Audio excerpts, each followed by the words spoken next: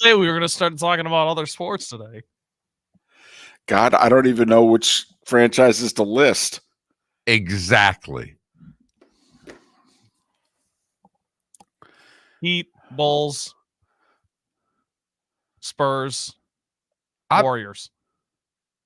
Boy, how far off would the Pistons be? And I know they're junk now, but they had 2 different runs of winning titles. Yeah, 2 of the most iconic teams. They'd be top 10. Probably like 8 or 9. Morning behind.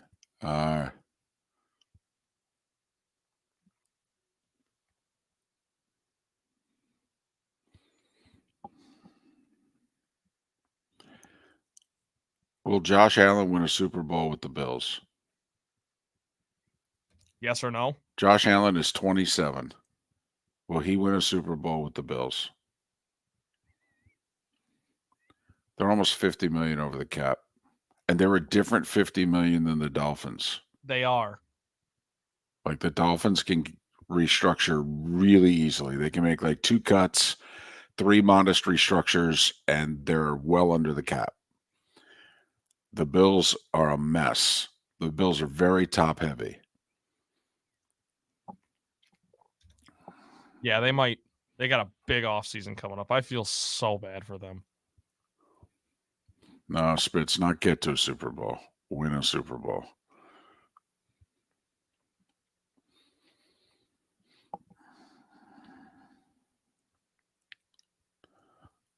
Look at everybody fired up this morning. Coming in hot and heavy. So that's my nomination for a question. You can go with the NBA one if you want. No, I was being a little facetious. Oh, okay. That's what I thought, but you had a deadpan delivery, so. Could do them both. No. One now, 1 in 2 hours. The only thing I was thinking about is what is the most suffering fan base? Because the Bills seem to think that they are, but you've got the Browns, you've got the Lions. I mean, all right, here we go. I like that.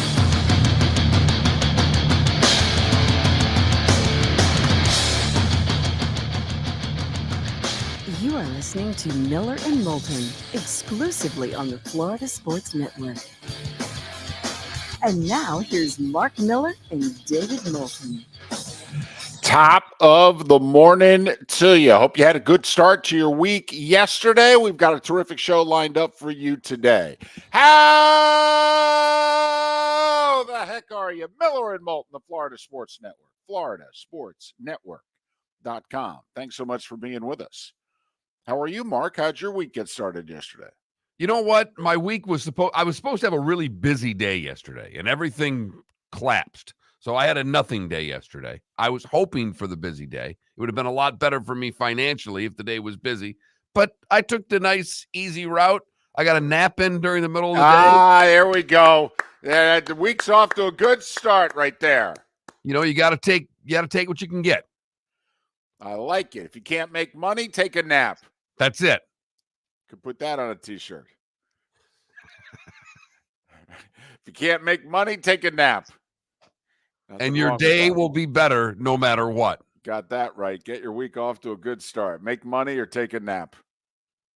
I like it. It's a mantra to maybe 2024. You know what? I may write that down. I've got a little card here, the bets that we're making in 2024. Maybe I should write down slogans also, 2024. All right. You're going to try to keep up with this show in 2024? I really am. By the way, we've only made one bet so far this year. I know the year's only, a couple, 2 or 3 weeks old, but I'm just saying we've only made one bet. The bet that we have right now, I say someone is going to opt out of the 12-team college football playoff in 2024. And you went, no. And I went, oh, yeah. Somebody's going to go, oh, why should I play in this? So that's the bet that we have, right? The only one so far. All right, I'm 1-0. I like it. And for the most part, we've been pounding out poll questions early in the show. I mean, Trent's really had an impact on us. I mean, it's 5:55. You and I usually have barely grunted at one another yet. And he's like, so guys, okay, what's the poll question going to be today? And trust me, Trent would have more conversation if we were willing participants. You're right. Trent is ready to go. I actually beat Trent to work this morning, and Trent was in maybe 2 minutes after me. Usually he's 5 minutes before me, and I only bring this up because Trent was rocking coming into the parking lot this morning. I could hear the music when he made the turn around back of the building, and I'm like, that's what I'm talking about. That's a young guy who gets in his car in the morning and just cranks that knob all the way to the right and says, let it rip on the way to work. I'm going to wake up. I'm going to bang the head all the way into work. I don't care what time it is. What were you jamming, Trent? Motley Crue. It's always Motley Crue. I shouldn't say always, but 9 times out of 10. It's a good week, fellas. It really is. It's a great week. That's outstanding. It's outstanding. A band whose heyday was before you were born. That's By awesome. a long shot. By a long shot. But all right. Good deal. It's always Motley Crue. You know, it's another one put on the back of a t-shirt. All right. Might have copyright problems there, but I know where you're at. Yeah, but you know what? They should appreciate the publicity at this stage of the game. Or we just do it without the dots. Move the dots over one letter. There you go. Like that.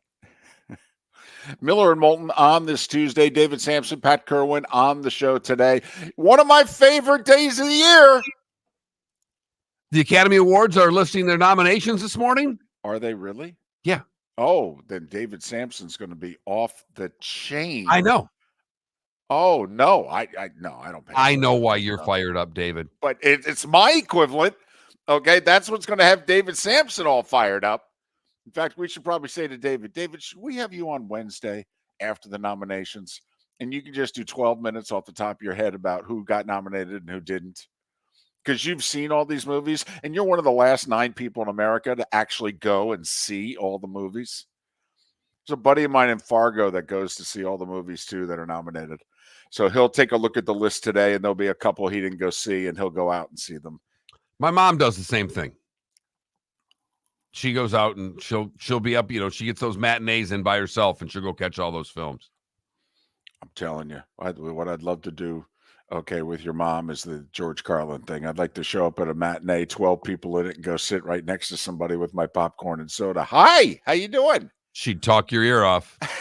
So she wouldn't freak out. Wouldn't freak her out one, but oh, hey, how are you?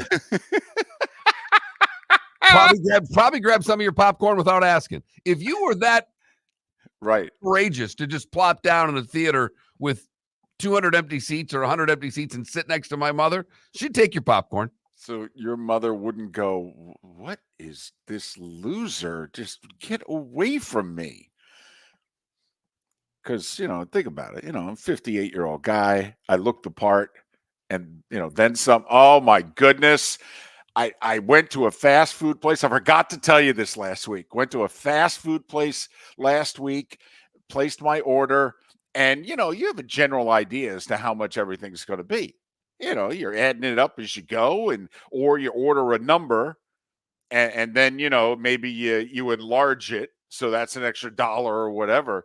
And so I ordered a bunch of separate things. I didn't order a number this time. And I go up and I got my money, and it was like $3 less than what I thought. And I just kind of paused, and I looked and I went, how much? And they told me. And I went, okay. Handed them the money. And she said, would you like a receipt? And I went, oh, yeah. And so I grabbed it and I looked, 50 cents senior soda. Yep. Did you complain? Not at all. Not at all. I went, man, you look like crap. Did you go home and shave? No, obviously. Take a look at me. No. No. I guess maybe the little voice in the back of my head said, hey, keep it going for another week. See how many you can get. I don't know. Senior soda. That's the second one. It's the second one. I got a senior haircut like 3-4 months ago. All right. She just, without asking, just charged me. And it was like $3 less than my normal. And I looked up at the board and I went, son of a. Is this the equivalent of when they stop carding you at when you want to buy a case of beer? It's worse, but yes, it is. Right. It's similar. It's very much it is so. Worse. It's in the same ballpark because there's I don't know. Do you when you don't get carded, do you feel like, wow, that was pretty cool? Or do you feel like, No, I feel like, wow, I'm growing up way too fast and I hate this. Growing up way too fast. Yes, you're on the fifth hole of life. Okay. See, what it means for me is, holy blank. I'm teeing up on 16? 16 and what? Wait a minute I was on here. 12. I missed the par 5 13th. I always birdie that sucker. What the heck? Right. So yeah, that's twice now. Trent, the first time that I felt old, when you approach 50, okay, the crematoriums are aware and the stuff starts coming in the mail. Right as I was turning 50, all the stuff about make plans for when you die. Yeah, all those pamphlets started showing up in my mail. So that was 8 years ago. That was an adjustment. Do you think it's all because I won't sign up for AARP? If I signed up for AARP, would I get less of this or more? Oh, no, you'd get more. Okay. No, it would be similar to the amount of charitable donation mail that our wives receive. Gotcha. Oh, Once you get on that list, wow, it doesn't end. Whew. And every time I see the pamphlet for the cow or sheep or whatever I've got to buy for another country, I do think of you, David, because my wife has given enough away that she's on the similar list as your wife. Mark, if I played golf regularly, as Johnny Fingerlegs in our Twitch chat room is suggesting, do I then get to move up to the yellow tees? Well, in our club, it'd be the black tees. You're approaching the black-white combo. So let's just say I was in your group, and all of a sudden, let's just say last Thursday, I tee it up at the black tees, and you guys go, hey, what? And I take the receipt out of my pocket, and I go, senior soda, boys. Senior soda. We just move you to a different group. Kick you right out. You want to play those teams? You got to play with those guys. It's the way it goes. Did you actually, I read this a while back in which someone suggested that every now and then you should all move up one or two teams and play a round of golf, and that it's from a psychological standpoint that you should, score better, have more birdie putts, make more birdies, and that it will psychologically impact you in a positive way going forward. I've never done it, but I know I've heard of the philosophy, and I think it makes sense that, and especially when you're, younger golfers, to go up and play the red tees and go shoot par to learn what it's like to be able to shoot a score as opposed to playing further and further back. Yeah, I do think there's something to be said for that. So also, I just think there's a certain time when you need to move up a tee. Yeah, morale's low, self-esteem lacking. You've been served a senior soda. Okay, you need to move it up a couple tee boxes. So a senior soda and a senior haircut. Right. I'm in my 50s. I am. Yep. Wife won't let me touch up my hair. I just want to touch it up. I don't want to dye it. I don't want to be one of those guys 75 years old with jet black hair. All right. I don't want to do that. I just want to touch it up. You should do the Ryan Day. Dye the beard black like Ryan Day. Well, exactly. See, I don't want that. All right. I don't want somebody looking at me and going, really? Give it up, dude. All right. That's all. I just feel you need to, you need to have the proper salt and pepper. But right now I got too much salt. Way too much salt. Yeah, the cholesterol's high in that hair. You do need some pepper. I do. Cholesterol is high. Feeney wants to know what I'm tipping on that haircut. Feeney, I don't pay more than $20 for a haircut, but I throw $10 down on the counter. I do. You have turned into just a player. You did it to me. You did it to me. I was Mr. 22% thinking, what's wrong about being an above average tipper? You shamed the heck out of me. I'm like, you know what? I started doing the math. Okay. The difference between a 22% tip and a 25 or 30% tip is often like $3. Well, hell, throw the extra $3, throw an extra fin down. Hell, be big man on campus. Well, hold on. Isn't the whole point of the tip, doesn't it depend on the service? Sometimes, or no? Is it just made up in your head? This is what I'm tipping. But most of the time, you get good service. Sure. Like I'm the majority of the time when you go out, you get above average service. They Right. work hard. And in this case, when you're getting your haircut, you typically have a place or a person, or it's pretty standard. Yeah, not me. I get a different one every time. Drives me crazy. I literally asked them the other day. I go, "Does anybody work here for more than 3 months? I haven't gotten the same. I've been coming here for a year and a half. I haven't gotten the same person twice. The heck?" When you show up on a Tuesday, you want David Samson and Pat Kirwan. Right. You get used to certain things. Right. Where's Paula? For good. Where is Paula? She cut my hair great. Mark Miller for Molly Maid. Why Molly Maid, you ask? Trust. Moulton was a customer for 15 years. Affordability. Didn't I just say Moulton was a customer for 15 years? Worry-free services. Our professional house cleaners are fully insured and a 24-hour warranty. Call Molly Maids today at 239-774-5839. That's 239-774-5839 or online at mollymaid.com/FTMYERS. That's mollymaid.com/FTMYERS. Located on the East Trail, locally owned Naples Tiki Bar and Grill is an outdoor eatery next to the Hitching Post Shopping Center. Island-inspired food with a true tiki theme. The best place in Naples to enjoy the beautiful weather in Southwest Florida. The Naples Tiki Bar and Grill offers a great menu for dine-in or takeout. Enjoy our famous pulled pork, huge burgers, and tiki bar cocktails. Don't miss happy hour every day from 3 to 6 and live music 7 days a week. See you soon at the Naples Tiki Bar and Grill, 11498 Tamiami Trail East. The law firm of Michael F. Hornung specializes in criminal defense, DUI, personal injury, nursing home claims, and auto accidents. I'm a former prosecutor with over 34 years of experience. The information I know is information you need to know. If you've been arrested for a DUI, time is of the essence to maintain your driving privileges. Call the law firm of Michael F. Hornung for a free consultation. At the law firm of Michael F. Hornung, we are committed to excellence in your representation. Being a local attorney with local knowledge is clutch to the success of your case. For over 30 years, we have successfully represented the citizens of Southwest Florida. For a free consultation, call 239-437-0095. That's 239-437-0095. Our offices are conveniently located in Fort Myers. Visit online at mfh-law.com. You were listening to Miller and Moulton on the Florida Sports Network.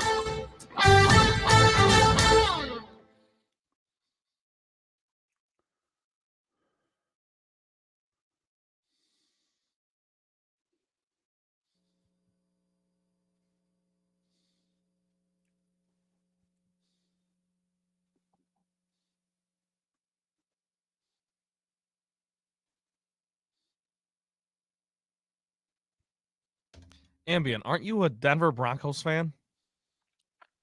Yes. I mean, with all due respect, I mean, yeah, it's been a little bit of a tough run. 10 years ago, less than 10 years ago, you won a Super Bowl. Yeah, it's ridiculous, Ambient. I mean, in the 90s, you got what? 2? Went to 4? You had a 40-year run with like 37 winning seasons. I mean, come on. Again, I'm not trying to minimize your. I get it. I understand. No. Actually, we are trying to minimize it. Okay, you've got a rough patch here. This isn't suffering. It's a rough patch. Yeah, I'm not trying to be insensitive to the. I know it's been rough for 7-8 years now, but come on, historically, no.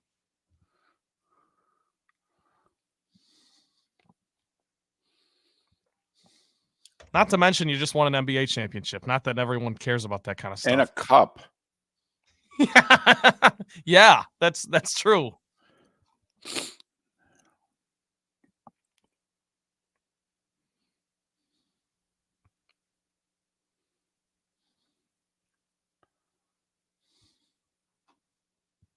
Yeah, the Jets. That's a good submission. Yeah. Jets, Bills, Browns, Lions before this year.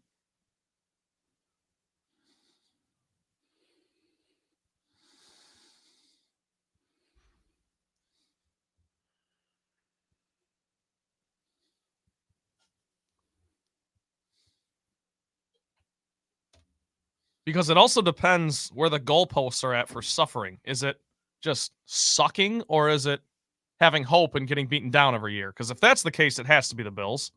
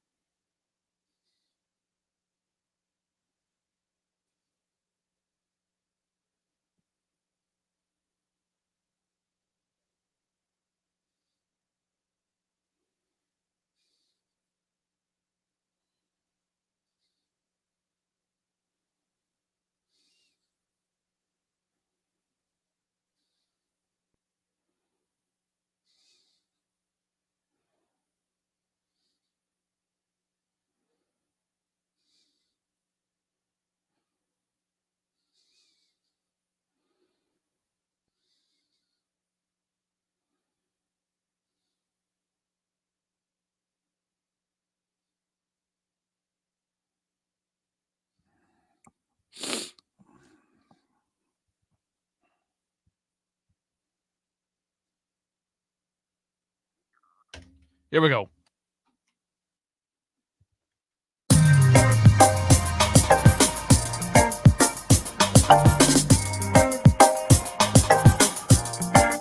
Welcome back to Miller and Moulton, only on the Florida Sports Network. 21 minutes past the hour. David Samson joining us at the top of the hour. Pat Kirwan later on in the show. Miller and Moulton, Florida Sports Network, floridasportsnetwork.com. Baseball Hall of Fame elects its newest members tonight, officially 6 o'clock. Those that get in will get the phone call at 2 o'clock.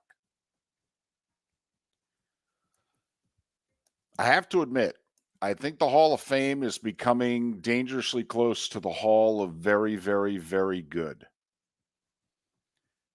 How much of that's war, David? I think In it's analytics. all analytics.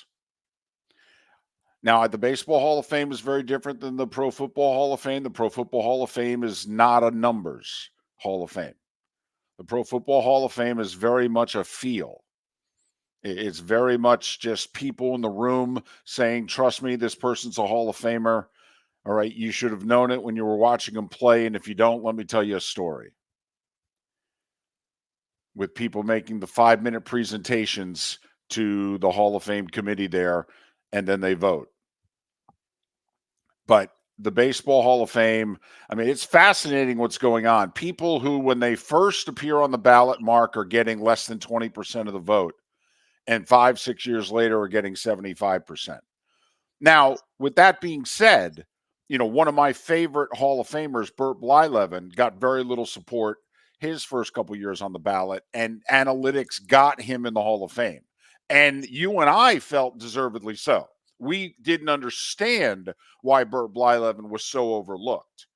And it was truly the analytics community when it first 15 plus years ago, 20 years ago, started to become a force in baseball, the money ball, if you will, of baseball. It, you know, people finally took a look at Burt Blyleven. I mean, 60 shutouts, 20 of them won nothing, 280 plus wins. And he was getting like 15% of the vote. It was like, what is wrong with you people? And he got in the Hall of Fame. So it has helped some that I feel are very deserving. But, you know, analytics now, Mark, is going to put people with less than 2,000 hits in the Hall of Fame. Would you sacrifice your case for some of these players? And I'm not saying wish that they didn't get in, but I think you know what I'm getting at. Did the Blylevens of the world getting in cause the Hall to get watered down, in your opinion, by some of the players that are now getting in because of analytics? And you know I'm going to fight back and say a guy with over 280 wins is not watering down the Hall.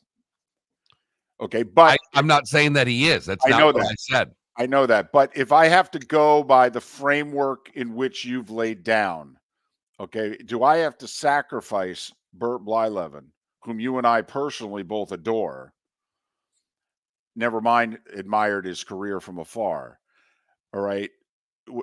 Would I have to sacrifice Burt Blyleven to maybe a few of the people who are getting in who I'm like, oh, man, really? Like, you know, and I'm sorry if I offend people here. When Scott Rowland got in last year, Scott Rowland to me is not a Hall of Famer. Scott Rowland is a very, very good player, had a very good career. Okay. But Scott Rowland was not a better third baseman and player than Keith Hernandez was first baseman. I mean, he wasn't. And I love Keith Hernandez. I have no problem with Keith Hernandez not getting in the Hall of Fame. 2,700 hits. All right. I think only I don't know if anyone at first base has ever had more Gold Gloves than Keith Hernandez. An MVP, 2 world champions with different franchises, Cardinals and Mets. Okay. And I have no problem with Keith Hernandez having to pay admission to Cooperstown. All right. Scott Rowland should not get in for free if Keith Hernandez has to pay. And I feel as if that's where we're going with the Baseball Hall of Fame. Part of it is, particularly with pitchers, the whole thing's changed. Oh, you got that Position players is changed, but not to the level that the pitching has. So by putting players in under today's rules, if you will, today's game, do you then just omit? I mean, does it make it that much harder for this generation to get anyone in? No, I actually think it's making it easier. I think that the way the game is being played now and the way that analytics is supporting the way the game is being played now, I actually think it's going to help more and more people get in the Hall of Fame. Like, I'll give you, there's a guy who's going to come up in the next handful of years. He's on the ballot this year for the first time. And I mean, I adore this player, adore him. Or he'd be one of those, if I had to start a franchise, I would start it with him. Chase Utley. Love Chase Utley. Everything about Chase Utley I love. He's not a Hall of Famer. He's a very good player. A very, very good player. He's in a Phillies Ring of Honor player. Absolute winner, gamer. 29 other teams said, God, I hate that guy. Please acquire him via trade. Love him. Not a Hall of Famer. Chase Utley's going to get in the Hall of Fame in 6 years. He is. I'm just telling you. And I'm sorry. I mean, Chase Utley, I mean, you know, the late Joe Morgan, you know, would be standing there at second base going, dude, I admire the hell out of you. You're not me. I mean, what are you doing here? That's all. I just feel as if the Baseball Hall of Fame is going from greatness, all-timeness, to just a step below. I really do. I feel as if the bar, because of analytics, is being lowered. And those in the analytic community is saying, no, analytics is actually helping us put people in, players who fit this model years ago who didn't get in, who should have been in. And I respectfully, in some cases, I know you're right, but on the whole, I disagree. Isn't this where it's important, though, when you throw in the tag of, oh, he's a first ballot Hall of Famer or he's a sixth ballot? I mean, there is a disparity there. And, David, I don't disagree with you. I'm just saying, isn't that where that comes into play a little bit? It's difficult for me, though, Trent, if there's 10 of us in a room and 2 of us vote for me, and 5 years later, the same 10 people in the room, and now 8 of us are voting for me. What the hell changed in 5 years? That you didn't play. You didn't accumulate any stats. You didn't win any games. You didn't get any hits. You didn't make any saves. But yet, well, sometimes I think it's perspective, right, wrong, or indifferent. That's just you're right, and that's what the Hall of Fame voters are saying. And they also, and I will say, there were guys. The ballot was really cramped 10 years ago. Mark, what we talk about all the time with the Pro Football Hall of Fame, the ballot is cramped. And they even had a class of 20 a few years ago. It's still cramped. Okay, and that's what some of the baseball voters have said in years past, you know, plus weeding out all the quote-unquote steroid candidates. Okay, fine. Like, I'll give you an example. Gary Sheffield's on the ballot this year. It's his last year on the ballot, 10th and final year on the ballot. Scott Rowland, Gary Sheffield. I'll go Gary Sheffield. Chase Utley, Gary Sheffield. Okay, I'd rather have Utley on my team if I'm trying to win a pennant, but player, Gary Sheffield. Scott Rowland, though, wasn't he a Gold Glover for? Oh no, he was most of a decade. Yeah, he won like 7 Gold Gloves. I think he's got his number retired with Philly and St. Louis. I mean, he didn't make it in until last year, right? Yeah, but he made it in pretty quickly. In terms of, he didn't have to wait very long, because also they've shortened it. You're only on it for 10 years now. It used to be 15. But there shouldn't be a jammed up ballot in baseball, given the fact you can vote for 10 guys.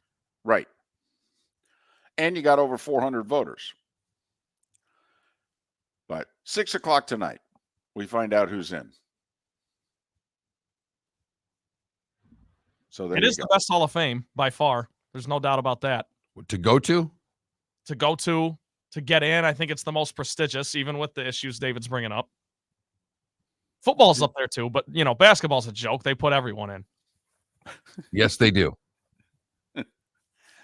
I will say, because of the popularity of football, I think the status of the Pro Football Hall of Fame is now very close to Cooperstown and the Baseball Hall of Fame. The starting 5 is next. The law firm of Michael F. Hornung specializes in criminal defense, DUI, personal injury, nursing home claims, and auto accidents. I'm a former prosecutor with over 34 years of experience. The information I know is information you need to know. If you've been arrested for a DUI, time is of the essence to maintain your driving privileges. Call the law firm of Michael F. Hornung for a free consultation. At the law firm of Michael F. Hornung, we are committed to excellence in your representation. Being a local attorney with local knowledge is clutch to the success of your case. For over 30 years, we have successfully represented the citizens of Southwest Florida. For a free consultation, call 239-437-0095. That's 239-437-0095. Our offices are conveniently located in Fort Myers. Visit online at mfh-law.com. Visit Jason and Todd at the Diamond District. When choosing something of high value and personal significance, such as a diamond, you want to shop with the best. And the mall is not the place to be. Here are my friends, Jason and Todd with the Diamond District. Take a stroll in the mall, pop into a few jewelry stores, and you'll soon discover you're in the wrong place. Rings begin to look all alike. You're not finding GIA certified diamonds. You quickly realize you know more than a salesperson helping you, and all the same financing gets pushed on you. Visit Jason and me, and you'll find America's top bridal designers dealing exclusively with the Diamond District. You'll find the largest selection of GIA certified diamonds, all priced 8 to 10% over cost. You'll find educated sales consultants who have many years' experience and are not paid commissions. And you'll find Todd and me in the store nearly every day, wanting to shake your hand and welcome you to our Diamond District family. Visit Jason and Todd at the Diamond District. You were listening to Miller and Moulton on the Florida Sports Network.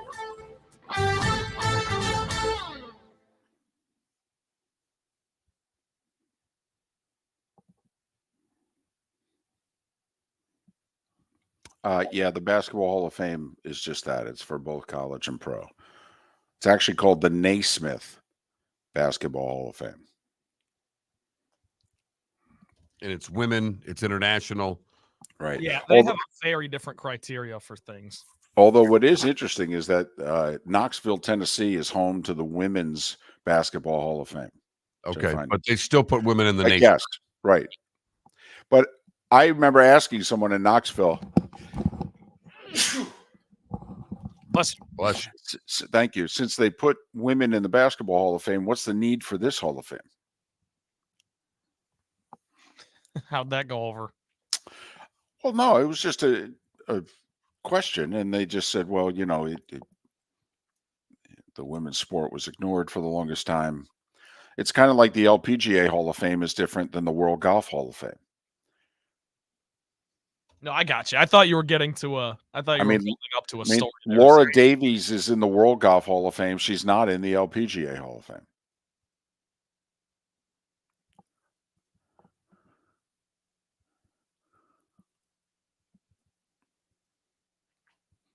They go by a point system. There's only one golfer in the last 15 years. One women golf, one or maybe 10, 12 years. There's only one woman in the last 12 years who's earned her way into the LPGA Hall of Fame.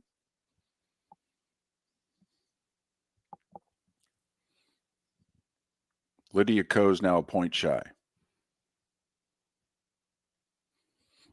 I think he's not getting in this year, Shimko. I'm stunned at how many voters are not voting for Andrew Jones. I would vote for Andrew Jones. The best defensive center fielder of his era, easily one of the 5 best of all time, maybe one of the 3. And he had over 400 home runs. Yeah, he led the league once or twice, didn't he? So no. Let me look that up. Hang on.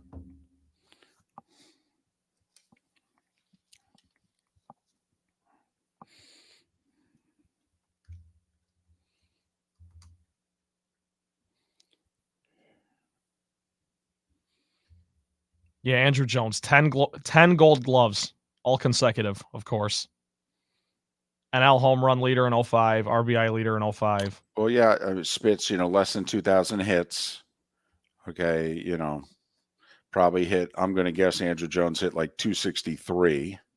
You get 230, 254, sorry. His lifetime average is 254? In the MLB, yes. Yeah.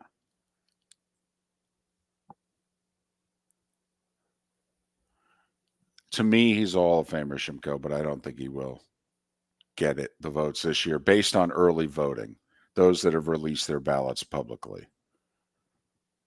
And this is his last year on the ballot? Is it? No. Sheffield's last year. Okay, my bad. When do you become eligible?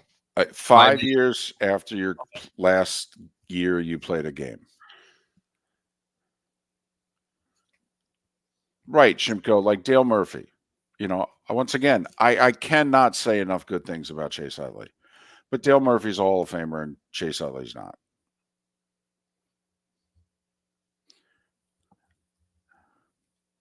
Dale Murphy was great for a decade. For 5 years, he was basically regarded as the best player of the sport.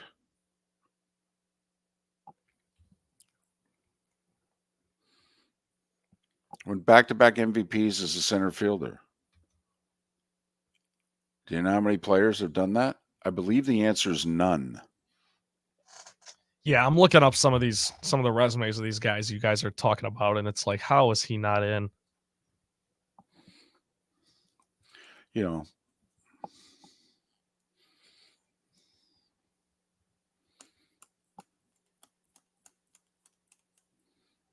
Not to mention that, I mean, when you're with a team for like 15 years and you're good, even if you don't win a World Series, that should count for something. The fact that you stayed with one, and it used to be a lot more commonplace than it is now. Okay, here we go.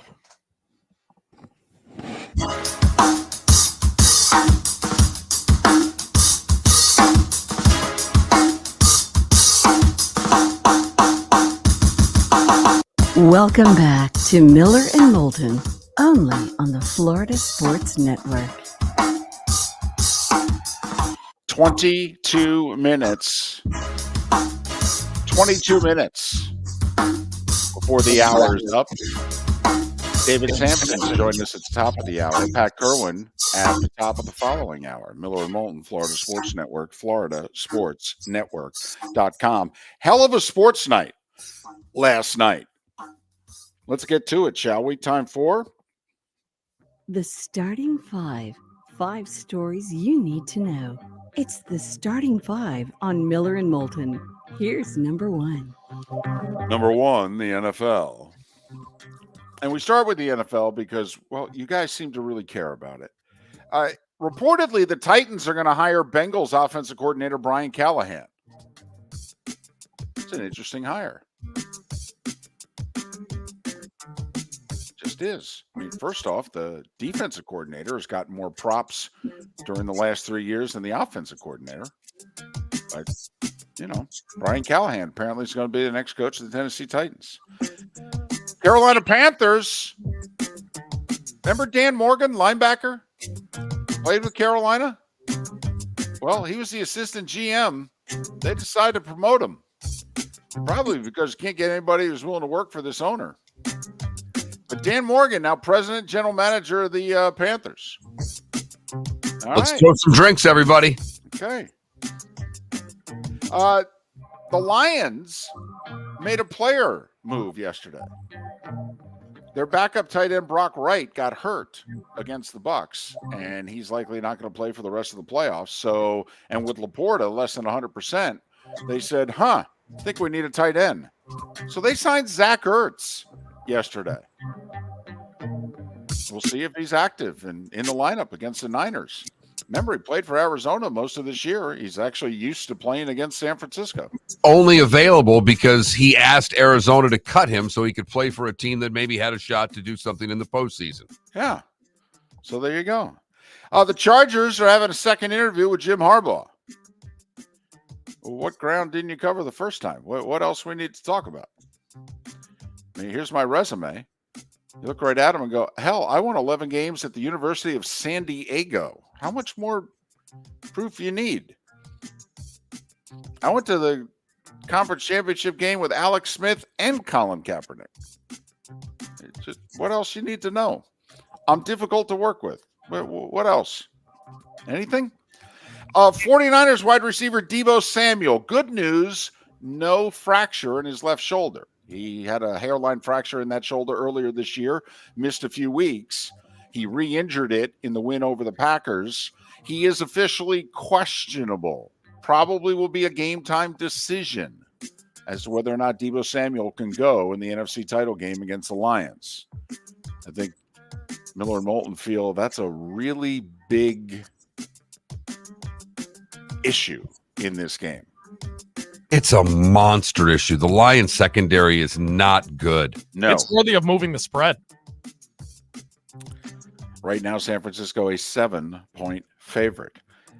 Big night in the NBA for the big guys. In Philadelphia, Joel Embiid, 70. That's right, 70. No 76er has ever scored more. Now, Wilt scored 70 or more 6 times in a game, but he played for the Philadelphia Warriors when he did it, not the 76ers. I know. Hey, we didn't make it up. We're just reporting. So Wilt had the 76ers scoring record of 68. It's now Joel Embiid's. He had 70. Mark, how many players have scored 70 in an NBA game? 4? Higher. 6. 9. Really? Yes. Wilt did it 6 times. Well, I just counted him as 1. And so did I.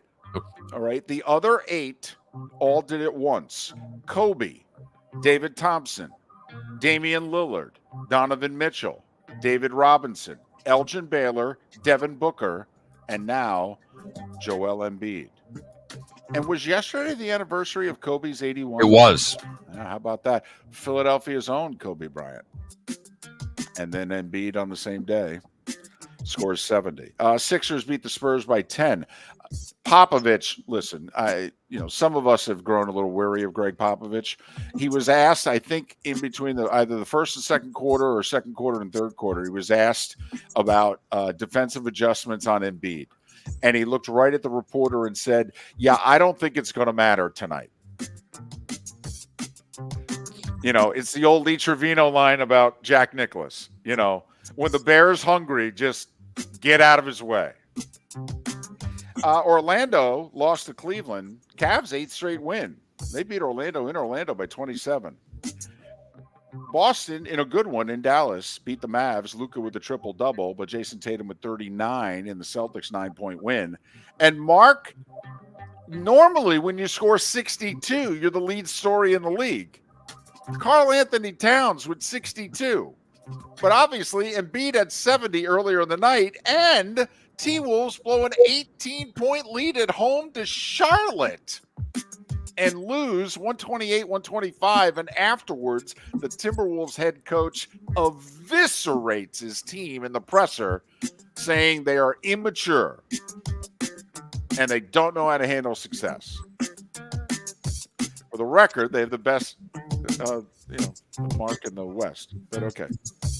College hoops. That's interesting to me for the coach to go to the media and blast his team when they're that really and truly when they're that good to go to the media and blast the team. It's one thing when you're fledgling around 500 and you've run out of things to say to the team, but when you have the best record in the conference and then run to the media to blast them, that doesn't seem right to me, David. That's calculated. You're right, Mark. That's either that's going to work or that's really not going to work. So 2 ranked teams in action last night. They both won. Carolina handled Wake Forest at home by 21.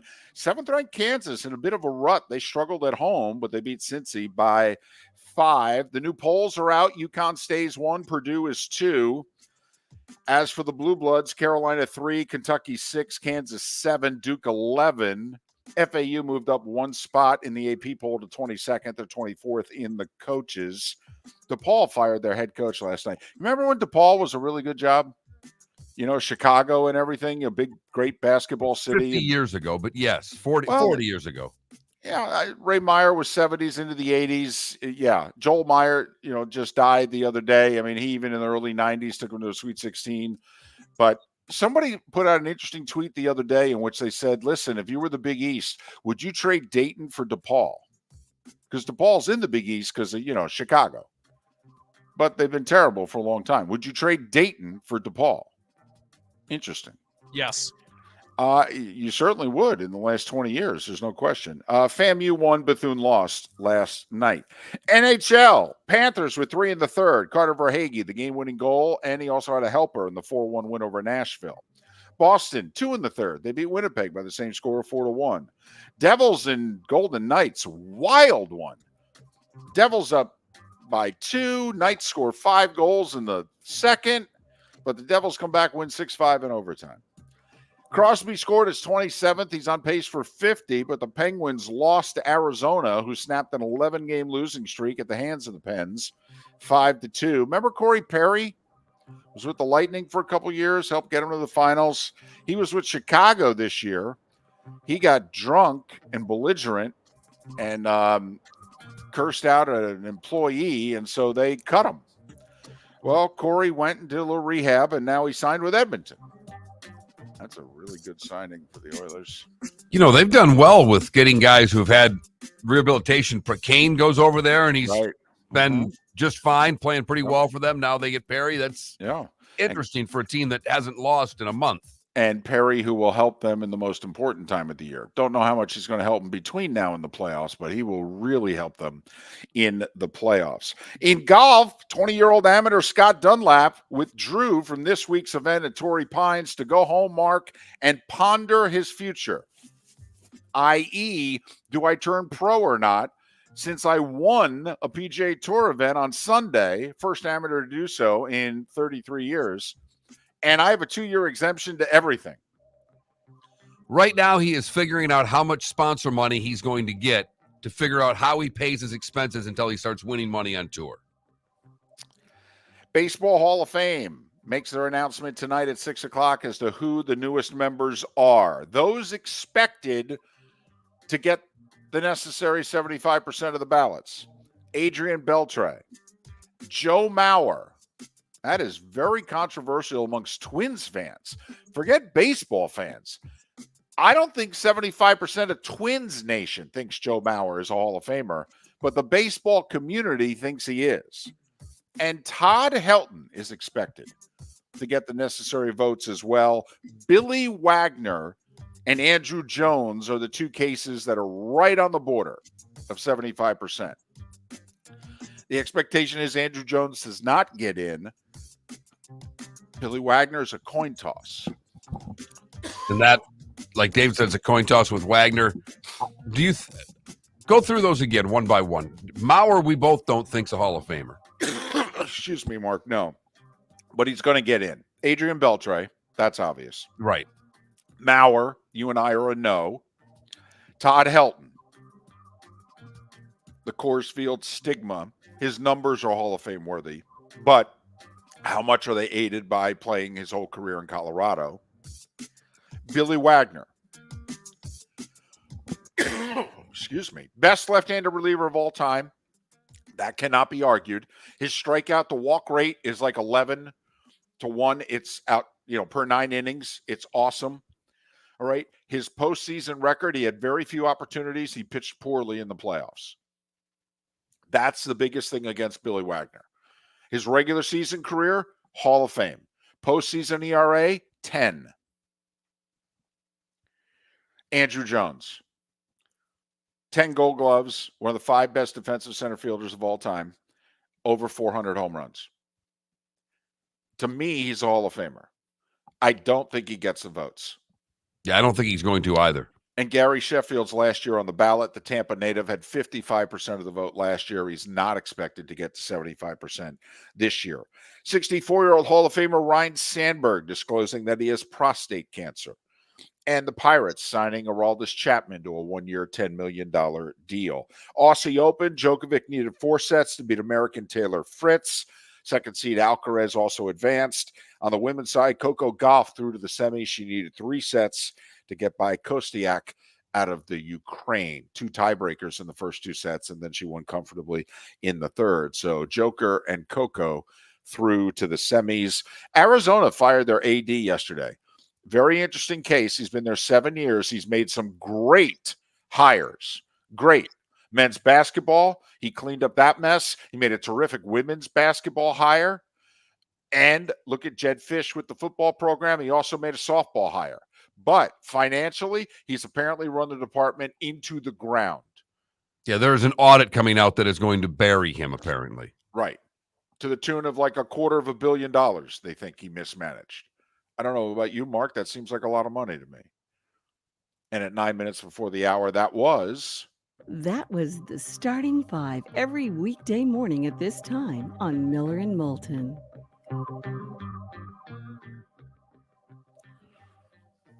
So did we finalize the poll question? No, we have not. All right. Yeah, right now. Got to get that up. Got to get it up before David Samson. That'll be done. Okay. What are we going with? That's a great question. I thought we were going with fan bases who are being. Well, I didn't know if we were going with the fan bases or with the Josh Allen question. We had 2 before the show, and we never discussed them again. I'll go with the Josh Allen question. I think it's very simple. Josh Allen's 27 years old. Do you think he'll win a Super Bowl with the Bills? With the Bills. That's important. That's all. Just asking, because Josh Allen interviewed yesterday. I believe in what we're doing. I believe we're going to get there, the whole deal. Okay, they're almost $50 million over the cap. Got some hard roster decisions to make. Don't get me wrong. I mean, I'd try to get him to an AFC Championship game before we get him to a Super Bowl. Well, they've been to 1. Right. That was right. 2020. I know. They're 5-5 in the playoffs with him. I'm just saying. That's all. Will he win a Super Bowl? Come on. He's considered one of the 3 best quarterbacks in the game, right? Yes. Okay. You would think if you have one of the 3 best quarterbacks in the game, you're going to win a Super Bowl, correct? Yes. So we'll ask. Josh Allen's 27. Will he win a Super Bowl with the Bills? I like how you threw with the Bills on there, too. Yeah. None of the Stafford to the Rams win a Super Bowl. Yeah, Brady to the win one Bucs. in Buffalo. Right, yeah. No, will he win a Super Bowl with the Bills? Miller and Moulton. We go with it. Pat Kirwan in a little more than an hour. When we come back, it's our chat with David Samson. That's up next right here, Miller and Moulton. Thanks for listening, Florida Sports Network. Mark Miller for Molly Maid. Why Molly Maid, you ask? Trust. Moulton was a customer for 15 years. Affordability. Didn't I just say Moulton was a customer for 15 years? Worry-free services. Our professional house cleaners are fully insured and a 24-hour warranty. Call Molly Maids today at 239-774-5839. That's 239-774-5839 or online at mollymaid.com/FTMYERS. That's mollymaid.com/FTMYERS. Visit Jason and Todd at the Diamond District. 20 years ago, Jason and I had the idea for a jewelry store like no other, with a vast selection of certified diamonds priced 8 to 12% over cost. A team of individuals who are educated, driven, and believe in cultivating relationships. Today, we have become one of the largest independent jewelry stores in the country. Todd and I love what we do and are in the store nearly every day, along with our GIA gemologists, master jewelers, custom designers, and non-commissioned diamond consultants, all of which we consider family. As direct diamond importers, we travel the world, forging relationships and sourcing diamonds. What we love most about our business is that we can call Southwest Florida our home. If selection, value, and comfort are important to you, give the Diamond District an opportunity. You won't find a better diamond buying experience. Todd and I look forward to shaking your hand and welcoming you to our Diamond District family. At the Diamond District. Located on the East Trail, locally owned Naples Tiki Bar and Grill is an outdoor eatery next to the Hitching Post Shopping Center. Island-inspired food with a true tiki theme. The best place in Naples to enjoy the beautiful weather in Southwest Florida. The Naples Tiki Bar and Grill offers a great menu for dine-in or takeout. Enjoy our famous pulled pork, huge burgers, and tiki bar cocktails. Don't miss happy hour every day from 3 to 6 and live music 7 days a week. See you soon at the Naples Tiki Bar and Grill, 11498 Tamiami Trail East. The law firm of Michael F. Hornung specializes in criminal defense, DUI, personal injury, nursing home claims, and auto accidents. I'm a former prosecutor with over 34 years of experience. The information I know is information you need to know. If you've been arrested for a DUI, time is of the essence to maintain your driving privileges. Call the law firm of Michael F. Hornung for a free consultation. At the law firm of Michael F. Hornung, we are committed to excellence in your representation. Being a local attorney with local knowledge is clutch to the success of your case. For over 30 years, we have successfully represented the citizens of Southwest Florida. For a free consultation, call 239-437-0095. That's 239-437-0095. Our offices are conveniently located in Fort Myers. Visit online at mfh-law.com. You are listening to Miller and Moulton on the Florida Sports Network.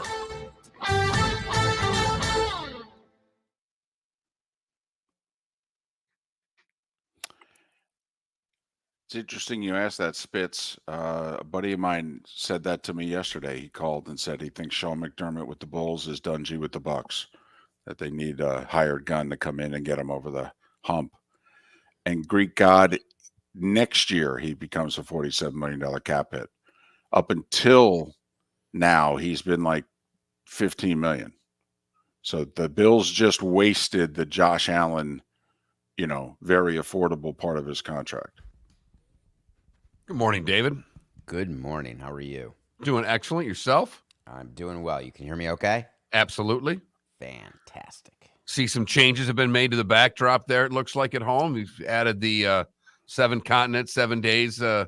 Did that because I was getting reflections on the glass. So this is a piece that has no glass on it. So the lights were reflecting on the glass and making me crazy. You're not a perfectionist at all, David. No, not at all. Not Were you awake? I assume you were awake and watched Djokovic in the quarters, right? This morning? Djokovic, the match didn't start till like 11 o'clock, right? It ended like at 4:30. Well, I saw your tweet about it. It was unreal. He's unreal. He is. He may be the greatest. I mean, not maybe. He's the greatest of all time. Maybe of any individual athlete ever. Wow. How's that for a comment? How is that? For nothing personal with David Samson coming up in 1 hour. Well, and I will ask. I don't even want your answer now. I don't know what you're more excited about today, David, because there are two big announcements today. One at 8:30 this morning, the other one at 6 o'clock tonight. And I'm guessing you're more excited about the one at 8:30 this morning. It's not even close. Now, for Ichiro's year, I'll be more excited for the announcement. That's next year, isn't it? I think it's 25. I think it's next year. Well, and now they're wondering, will he become the first unanimous position player? Jeter should.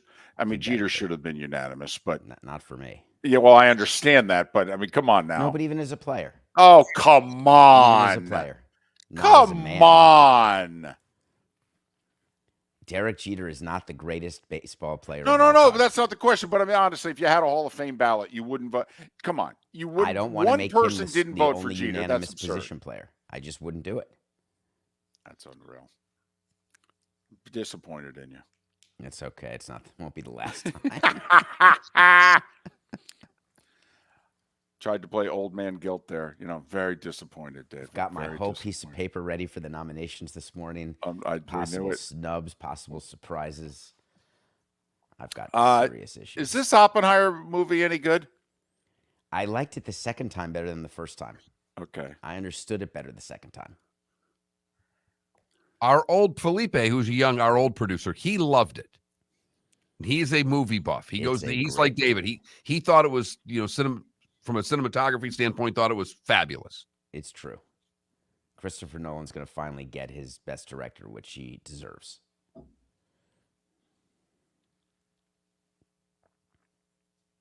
Not my favorite movie of the year, though.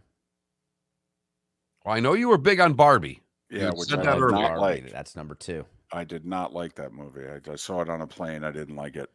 Oh, you can't see it on a plane. I was going to say, you watched it on the plane. That's going to instantly dock it, Correct.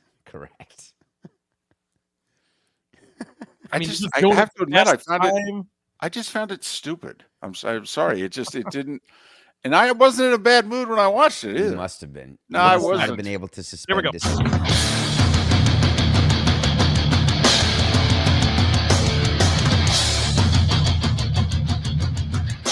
You are listening to Miller and Moulton, exclusively on the Florida Sports Network.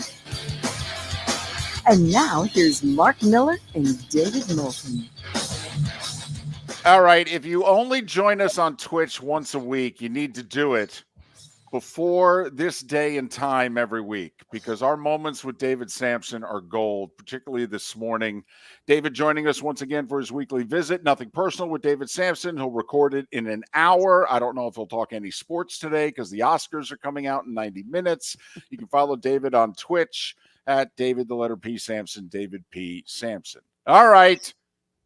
Do you Fire delay away. the start of Nothing Personal today to get the Oscar? I mean, I know you are a very regimented human being, David, and I have the utmost respect for how hard you work, how regimented you are in your personal and professional life. But for today, are you going to be able to do this podcast when 30 minutes into it, basically, the Oscar nominations are coming out? I'm going to tell you exactly what I've been doing this morning since about 2:30 a.m. I watched the Djokovic quarterfinals match. Then I came into my studio and I started arranging my area so I can have my iPad open, and I tested it to make sure that Hulu Live is working. So my plan is to have Nothing Personal happening live from 8 a.m. to 8:45 Eastern, but to have Hulu going so I see the nominations while they're happening. And I've got my piece of paper ready for all of my possible nominees, surprises, snubs, things to look for in the announcement. All of which is to say that normally, before I started Nothing Personal, I would do nothing on Tuesday of Oscar nominee announcement day, but watch. And guess what? This Tuesday is always when owners' meetings were. So I, during my 18 years of watching owners' meetings, had to walk out of owners' meetings that were on the Eastern time zone because they always started at 8 a.m. And I would tell our owner that I was going to the bathroom. He never picked up on it. But I went to the bathroom at the same time each year at the same January owners' meeting to watch the announcements live. I haven't missed them live in over 30 years. Where did your love for movies come from? Because this is your passion. I mean, you run marathons. You have a lot of passions. Where did this passion for movies come from? So it took about, I'd say, $20,000 or $30,000 of therapy to find that out, and I actually have an answer for you. And it came in an epiphany, like on a Tuesday when I think my therapist needed to take a vacation or even retire. I've always had an urge to escape. And there are many, many reasons for that, but I always found movies as an escape. For whatever was happening as a child, I would just sit there and watch movies. And I've always been able to go to movie theaters alone. No matter where I'm traveling in the world, even home in New York or Milwaukee, wherever I was, I've always watched them on TV. And I've just always been drawn into the fantasy of a movie. And my biggest personal issue is I always try to replicate movie life in real life. And when you do that, you run into significant problems. Well, if you think about it, all right, to be semi-serious and lighthearted all at the same time, okay, growing up, you usually you can get into music, you can get into cars, you can get into movies, you can get into sports. I know there are other things, but I mean, if you go the big categories, it's probably the big four, if you know what I mean. So of the big four, this was your biggest? So it was something that I could do alone. It was something you don't need to get a bunch of friends together to play a sport. You don't need to ask your parents to do anything with you if they're not around or don't want to do anything with you. It's something you can actually do completely alone. Right. And this is before the internet, of course, so there was no way to connect with anyone online to see if anyone shared passions. And I had to pretty much hide. I hid my love of movies the same way I hid my love of Air Supply, because it just wasn't cool when I was growing up. And while I loved listening to Light 101.5, I had to pretend I listened to either 100.3 or 95.5 WPLJ, because that's what all the other cool kids were doing. But I was always into, Total Eclipse of the Heart and Because You're Every Woman in the World. I just loved romance. I loved love. I loved the concept of it. And I've been, chasing Amy my whole life. Well, David, we're so lost without you. So thanks for joining us That's so here on good. Miller and Moulton. By the So way, good. come on, David. David, it should have been 102.7 where Rock lives. That's That- where you should have been growing up. That was even too much for me to pretend I listened to. Wow, we have more time, but we're all out of love on this show. Now I've just got Air Supply songs going through. I know. The whole rest of the day, we're going to be singing Air Supply because of you. Because of you. Eighth grade dance, for crying out loud.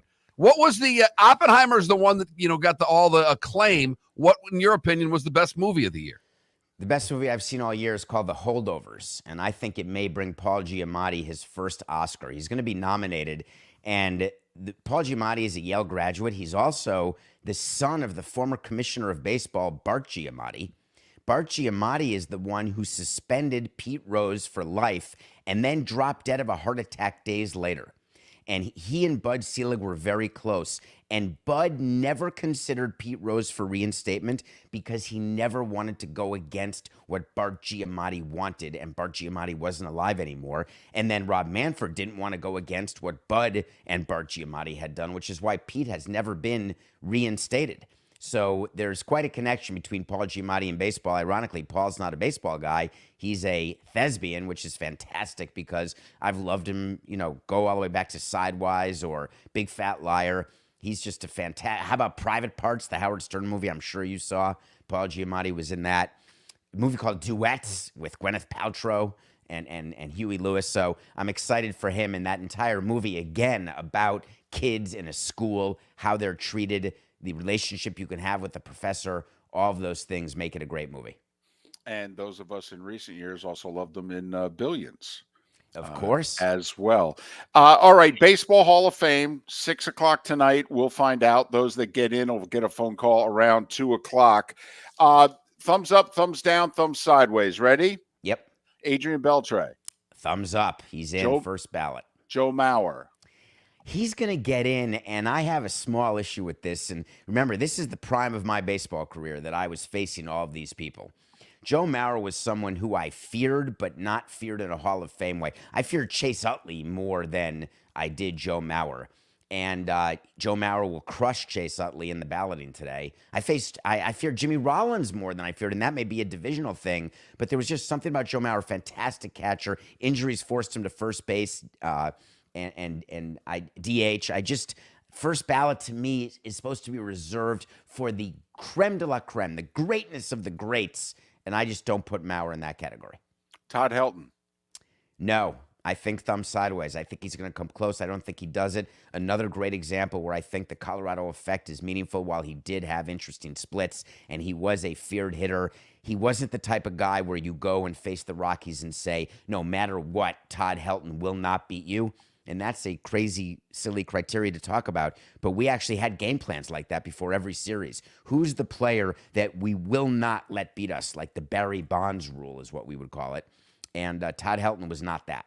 Billy Wagner, great regular season numbers, terrible postseason numbers. Thing about Billy Wagner, I don't know if you guys have ever met him. He's barely bigger than I am. And he had this delivery. He was throwing 100 when it wasn't popular to throw 100 out of this small frame, lefty. Every time he came in the game, our view was the game was over. You cannot get a blown save out of him. I'm not sure I was part of a team that ever got a blown save off Billy Wagner. And I think that he sneaks in as the third member of the Hall today. Andrew Jones. No, he'll come close. People do call him the best defensive center fielder of all time. When we watched him on Atlanta for all those years in the National League East, certainly a well above average player, like a 72% player. I'm just not sure right now he's a 75% player. And finally, Gary Sheffield. Gary Sheffield, former Brewer, former Marlin, won a World Series with the Marlins. One of the problems in the voting, I believe, is it's writers, and writers do carry their own prejudices into voting as it relates to steroids. Gary Sheffield never admitted that he did steroids, never acknowledged it. Did he? Did he not? He certainly is lumped in with it. Well, he acknowledged in the 2003 World Series against you guys, he acknowledged that he had done the cream during an off season. Okay, I believe he did publicly acknowledge he did the cream for one off season when he was spent it with Bonds.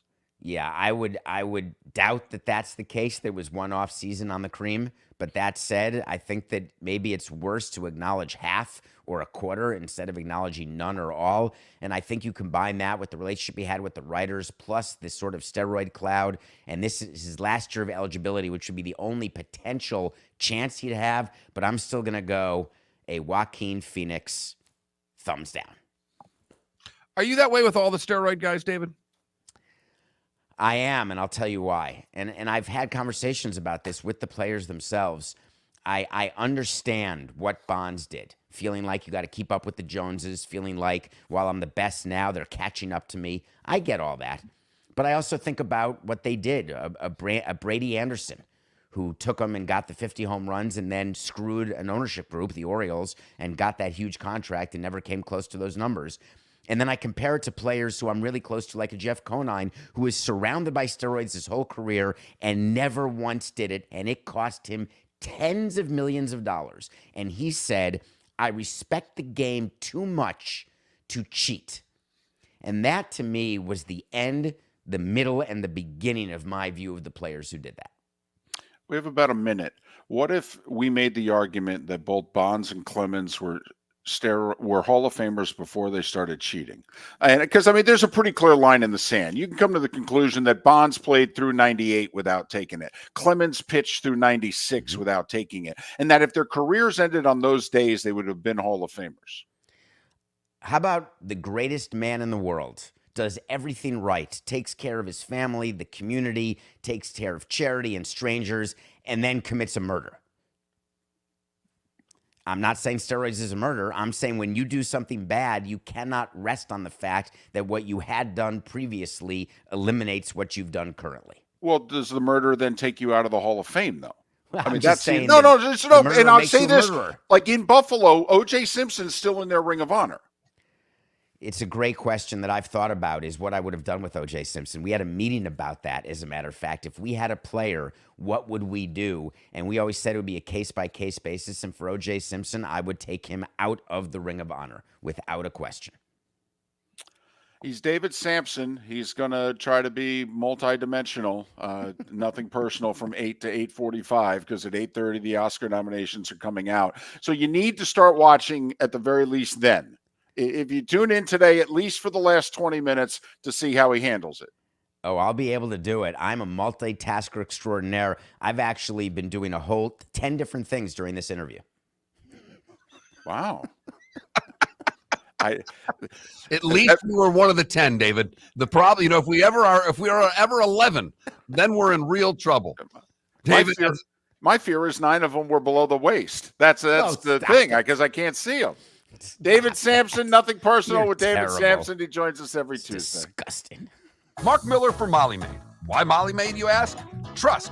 Moulton was a customer for 15 years. Affordability. Didn't I just say Moulton was a customer for 15 years? Worry-free services. Our professional house cleaners are fully insured and a 24-hour warranty. Call Molly Maids today at 239-774-5839. That's 239-774-5839 or online at mollymaid.com/FTMYERS. That's mollymaid.com/FTMYERS. The waterways of Naples are a beauty to behold, and the Bayfront Inn has multiple ways for guests to enjoy the water and have some fun. Gather your family and friends and enjoy a leisurely day on the water with a pontoon or deck boat. If you prefer to explore the waterways without a motor, the Bayfront has canoes, standboards, and kayaks. At the end of your journey, enjoy lunch or dinner at the Bamboo Tropical Bar and Grill. The Bayfront Inn. Something for everyone. On 5th Avenue in Naples. Visit Jason and Todd at the Diamond District. Hey y'all, it's Ben Allen. When it comes to singing and performing live shows, I'm in my comfort zone. When it comes to wanting to surprise my wife with diamonds, I'm a bit lost.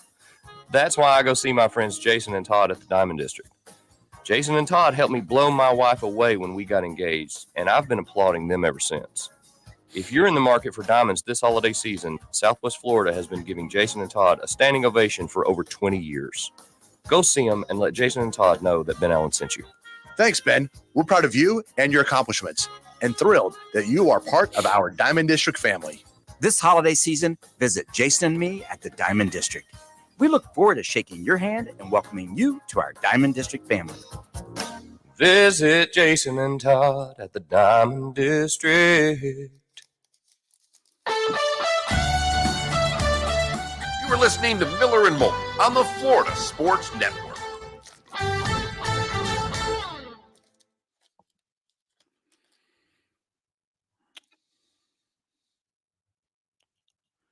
Yeah, DC Harold Baines. I know what you were thinking, Baines. Jerry Reinsdorf got Harold Baines in the Hall of Fame. He was on the Veterans Committee, and he basically he bought votes for Baines. He wanted to put his buddy Harold Baines in, and he basically made deals with the other people on the committee to vote for Harold Baines.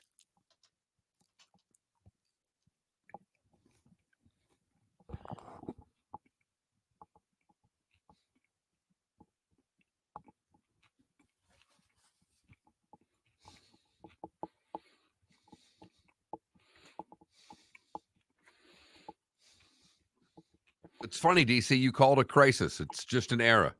There was never a steroid crisis. Steroid helped baseball far more than it hurt baseball. Where do you guys stand on that? I'd put them all in. I'd put them all in. I'd sell steroids on the corner. I want the best. I want the best players to play. I want them to be able to rehab and get back on the field. And if steroids help them get back on the field more quickly, then let them do the effing steroids. We let them do LASIK surgery. We have knee surgery. We have everything under humankind to get players back on the field more quickly. Let them get back on the field quickly. I try to split the hair. Like, I'm a yes on Bonds and Clemens, because I think it's pretty obvious when they started cheating. And to me, they were Hall of Famers before they started cheating. But like, I'm a no on A-Rod, because we honestly cannot determine when he started cheating. Like, he admitted he did it in Texas. Well, then shit. Yeah. If that's the 3 Texas years, we know he did it at least for a while as a Yankee. I have to conclude that most of his numbers are false. That only his Seattle years were clean. So I try to, split the baby. One of my buddies growing up, he would always say, why are we splitting babies? We split atoms. Why are we splitting babies? Someone said that yesterday, didn't? Matt Baker. Yeah, Matt Baker. Matt Baker split the baby and had a rocket surgeon. Rocket surgeon, right. I'm just being a rocket surgeon. Because everyone knows you perform surgery on rockets. Right. But anyways, I had a buddy growing up who his thing was always like, steroids doesn't help you hit the ball. I mean, it obviously you get to actually hit the ball at the clip that Bonds hit the ball at. It helps you hit it farther. There's no doubt. Well, yes, but I'm saying to play baseball, to like, I don't know. It's amazing. Finn's Brett, I'm with you. I didn't realize Paul Giamatti was Bart Giamatti's son. Yeah, that was really I don't know why I didn't know that.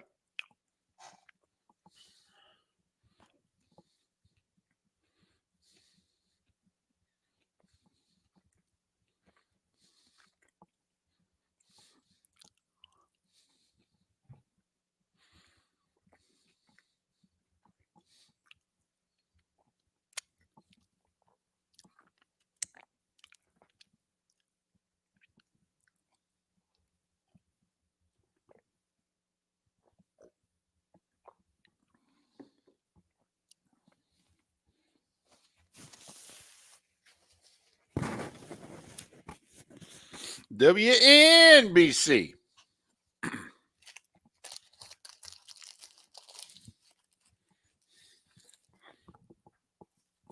Those that love them listen for an hour and a half. Yeah, but what about those that hate them? They listen for 2 hours and 20 minutes.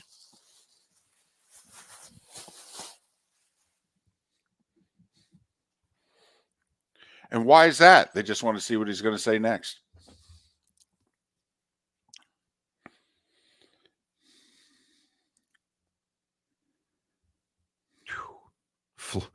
Got ESPN on. They've got the little on the bottom of the ticker tonight. Men's college basketball, Florida State at Syracuse on ESPN2. Boy, there's one I need to watch. Ouch. Well, When you don't have Big Ten hoops to show anymore.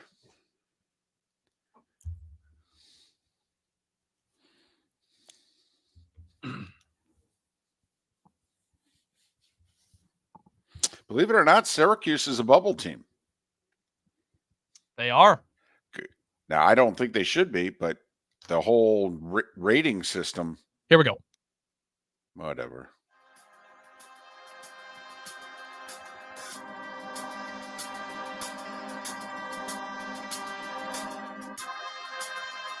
You're listening to Miller and Moulton, only on the Florida Sports Network.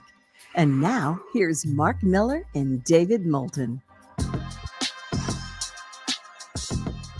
21 minutes past the hour. Pat Kirwan to join us at the top of the hour. We just got done talking with David Samson, our weekly visit with him. Big day for David today.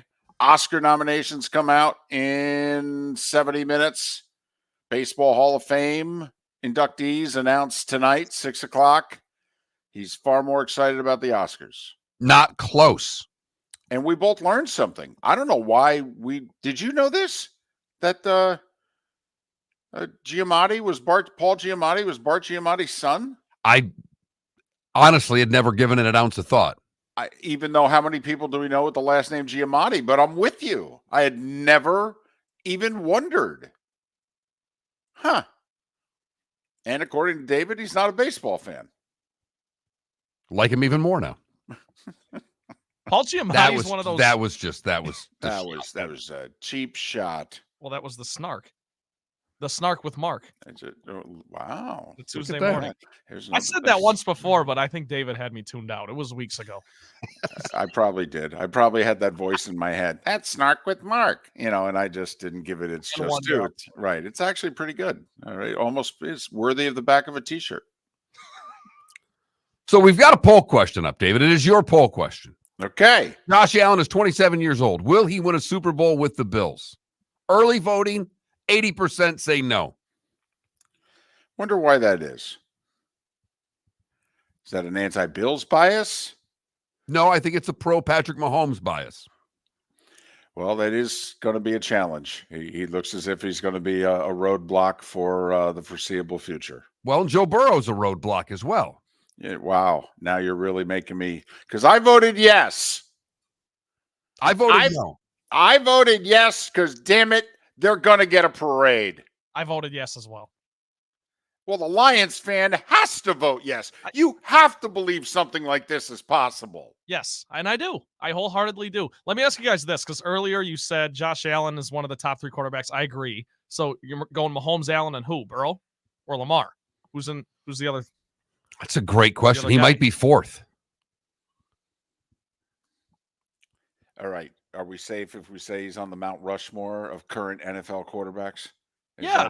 Okay. Yeah. No, I just was trying to get a frame of reference for what your. Well, this year he'd be 3rd. Because of the 4 guys we just named, they're all in the AFC, and that has to factor in if we're saying he's going to do this in Buffalo. I know. 100%. Because in the NFC, look at the 2 quarterbacks in the NFC Championship game. It's Goff and Purdy.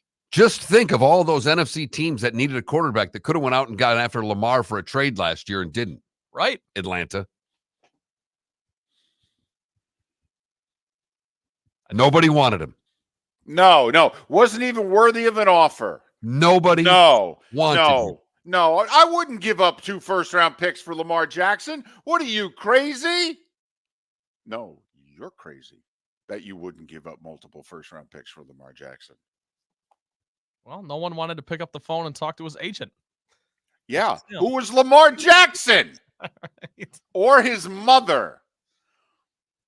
I would have recruited Lamar the way Woody Hayes recruited players. Honestly, I would have met with his mom.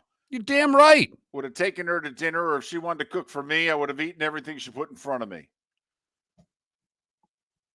When I was done, I'd say, listen, I'm willing to give your son a blank piece of paper and a pen. Okay? Call me if you're interested. But, that is a dadgum good point. I mean, the 4 best quarterbacks in the game are all in the same conference. Right. And everybody in the other conference had an opportunity to get one of them. Everybody in the league had an opportunity to get one of them. And nobody wanted Lamar Jackson. Nobody. Nope. Mm-mm. Well, I mean, he's so old. What did he just turning? Is he turning 26 this month? I think he turned 26 this month. I could see why you wouldn't be interested in him. Not only that, he gets into so much trouble off the field. Oh, yeah, Right. that's right. None. Right. Yeah, lives a quiet life. Saves his money. Adores his mom. Oh, what a terrible role model. Horrible person. Cannot bring him in. Yep. Won a Heisman Trophy. Okay. Winner in college. Okay. What do we want this guy for? We don't want that around our franchise. What are we going to do? What, can I put him on billboards? Are you serious? Can't do that. You mean Can't Desmond Ritter? Yeah, right. Can't be the face of my franchise. I don't know. Might need a new franchise. That's me. Hey, we said it last year for all those months when nobody were like, really? No, can't even make an offer. Can't even make an offer. Make the Ravens match something. No? Oh, for goodness sakes. But that's a dadgum good point, Trent, though. Man, things are convoluted in the AFC. They really are. Is Mahomes ever going to stop accepting the invitation of the AFC Championship game? 6 years in a row. So far, 80% saying no to Josh Allen winning the Super Bowl with Buffalo. Do you think it's because we added with the Bills? Yes. That if we said, is Josh Allen going to win the Super Bowl? That now that, Stafford was traded, won it elsewhere. Brady left and won it elsewhere. It's at least in your head that a franchise quarterback can finish their career winning a championship elsewhere. And I think it's also the fact that nobody trusts the Buffalo Bills. Because I think a lot of people have their mind made up about Josh Allen, the player. He's a little reckless, but he's very good. He's Superman. If you don't think you can win with Josh Allen, you're just not watching the same game. But yes, when you throw in the fact that the AFC is all, it's top heavy with the quarterback situation, and then it's the Bills. And not only that, these quarterbacks are all so old. I mean, for goodness sakes, they're all in their 20s. I have to admit, now I'm getting a little depressed if I'm a Dolphin fan. I'm like, son of a gun. Man, you lay it out like this. Man. That doesn't even include Trevor Lawrence, Justin Herbert. If Deshaun Watson can become Deshaun Watson. I mean, the last game we saw him play with that torn up shoulder, he performed pretty damn well. CJ Stroud.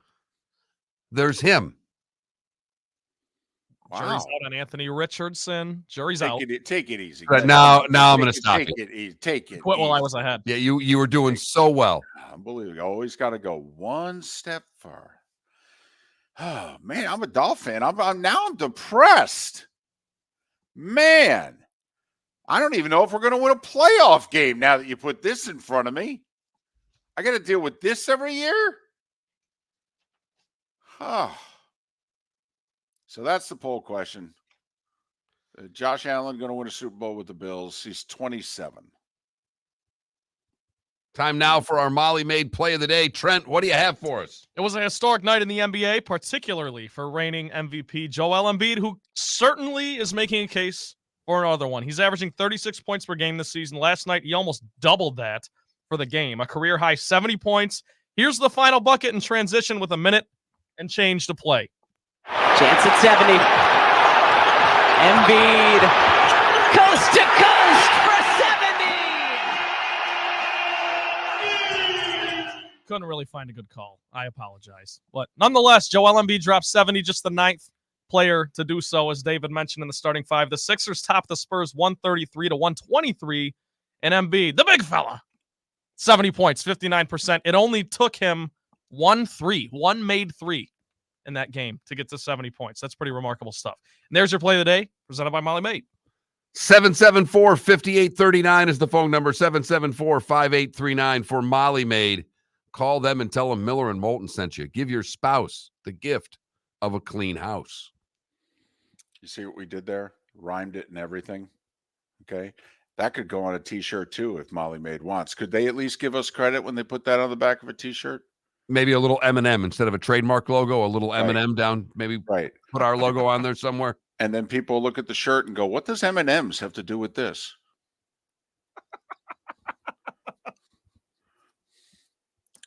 Miller and Moulton. Pat Kirwan is 30 minutes away. Where else but right here on the Florida Sports Network? Mark Miller for Molly Maid. Why Molly Maid, you ask? Trust. Moulton was a customer for 15 years. Affordability.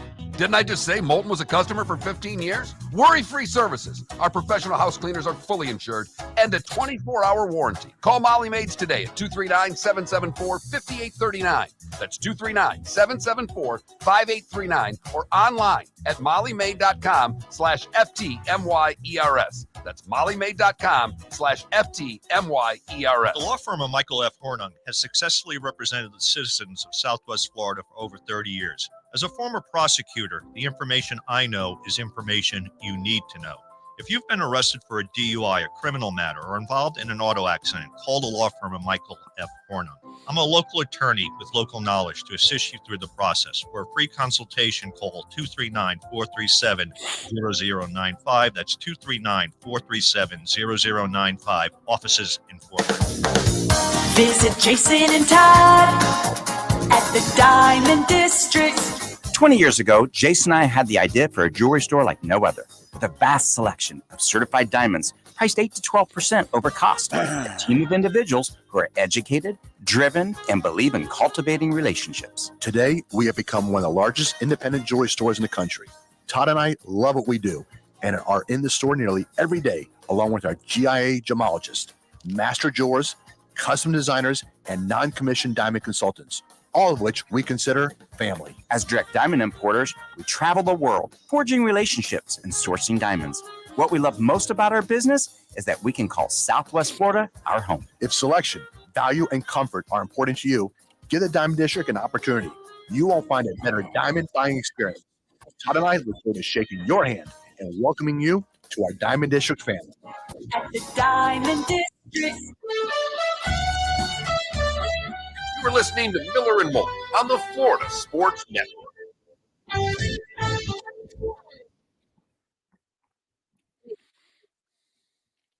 DC, I believe Andrew Luck is 34. He was 29 when he retired, which I thought was 2019. So I believe he's. Well, and he also didn't 30. retire because he didn't want to play football. He retired because he didn't want to play football, not because he couldn't. So the whole age thing is kind of a moot point.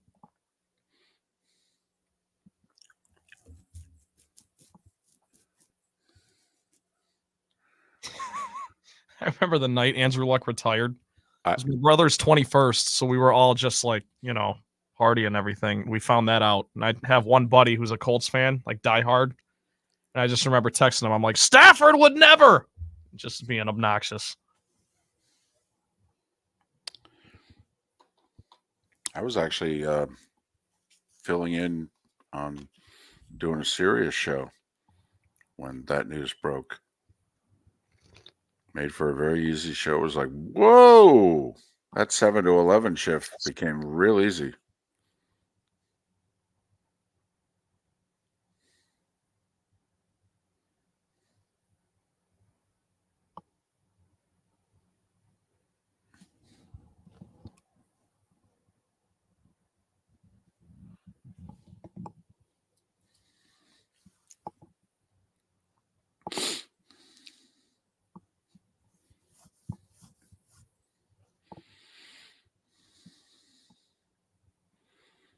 Well, DC by nature, yeah. I mean, Burrow got hurt this year.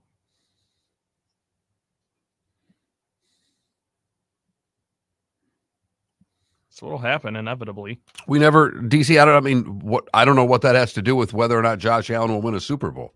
We're just. Excuse me. I mean, Brady missed a year with a knee injury. Aaron Rodgers missed most of a year with a busted up collarbone.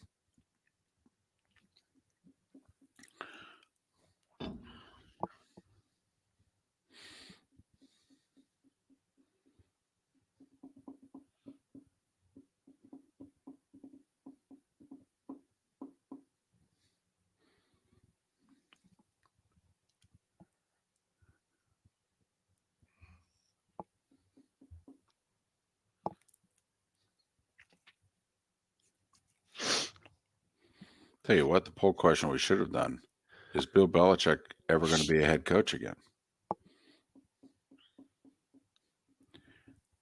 Because when you're 71 or 72, whatever it is, if you don't get a job now, when there's 8 openings,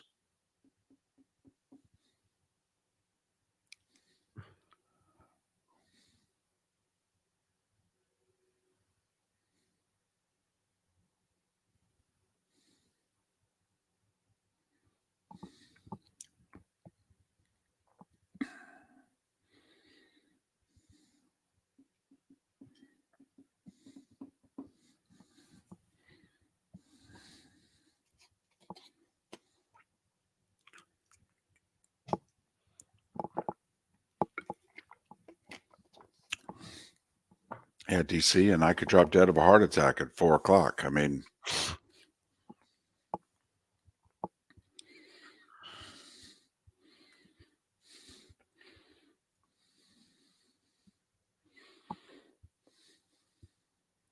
DC, did you get a bad night's sleep? You're very negative today. Well, and you're very active today. Everybody's going to get hurt. Everybody sucks. I mean, holy it's cow! okay. Go get a Snickers. Take Mark's nap. You're not you when you're hungry. By the way, do you guys remember the Bills Snickers commercial from '94? Before they were going into the 4th Super Bowl or whatever, and it was forget what the punchline was. But I had never seen that before, and I saw the 30 for 30 last night, and it was pretty funny. They were leaning into the fact that they lose the Super Bowl every year. Yeah, however you can make a buck. Was genius marketing. Coco Gauff was horrible last night and won. I watched the first set before I went to bed. She was terrible. She was down 5-1 and came back and won that set. Here we go. Wow.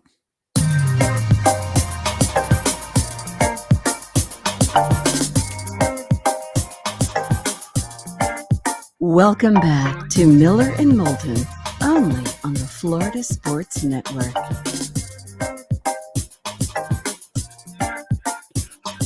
22 minutes before the top of the hour, Pat Kirwan will join us at that time here on Miller and Moulton. Our poll question today, Josh Allen's 27. Is he going to win a Super Bowl with the Bills? Yes or no? It's that simple. Right now, most of you going, no, man, ain't going to happen. Really? Not even once? Come on, the Lions are in the NFC Championship game. I mean, stuff happens. No? I want the Lions to win just for what Lions fan will do to Las Vegas. Oh, they will tear it up. My goodness. Vegas may actually need a couple days to recover. Talked to a buddy last night, and he's a Michigander and a diehard Lions fan, and he's like, he went to the same game Trent did. He went to the Rams game. And he said, if they win, I got to go to Vegas. And just matter of factly, he's single. Financially, it wouldn't be a problem, but no ticket. And I just wonder how many people would do that same thing. I've got to be in Las Vegas for the Super Bowl if I'm a Lions fan. My entire friend group was kicking that idea around last night. Like, if we win this game, are we going to? Everyone's sending flights in to the group chat. It will be a Detroit. If they could win it, it will be a Detroit takeover in Las Vegas. Now, they're a 7-point dog. They're not supposed to win it. Right. CBS has the game. They're rooting for the Chiefs. I don't think they care who comes out of the NFC. Nope.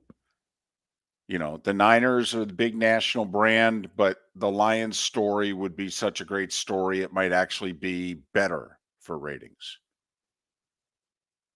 I know from the game standpoint, Niners versus whoever wins the AFC title game, it'd be a tight spread, the best, it's definitely the 2 best teams, blah, blah, blah. Okay. But the Lions story, my goodness.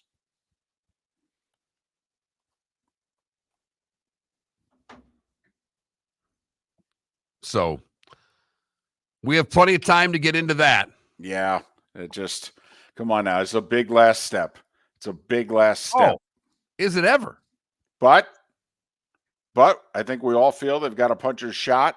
Matchup wise, it's an interesting matchup. Detroit can cause a lot of problems for San Francisco, and we all know the problems that the Niners cause everybody. Never mind, will cause the Lions. But we'll get to that a little bit later in the week. Maybe we'll touch upon it with Pat Kirwan coming up here in about 20 minutes' time. Baseball Hall of Fame tonight. The newest members get announced around 6 o'clock. They'll get a phone call at 2 o'clock if, in fact, they get in. Would you wait by the phone, by the way? If you're borderline, you're Todd Helton, you're Billy Wagner, you're Andrew Jones. Mauer's expected to get in comfortably. Adrian Beltre is expected to absolutely cruise in, and he should. But do you wait by the phone or do you go play golf? Do you get out of the house? I get out of the house. You're like Joe Thomas, draft day, I'm going fishing with my grandfather? Yeah, I don't think I could put myself through that. And I think knowing my personality that if I were a borderline guy, I would have myself convinced that I wasn't getting in. And I would just be a mess sitting by the phone all day that I would have to get out and do something. Yeah, I think I'd be out and about too. In fact, I think I might even not take my phone with me. Come back around 3:30 and say, "So, anybody call?"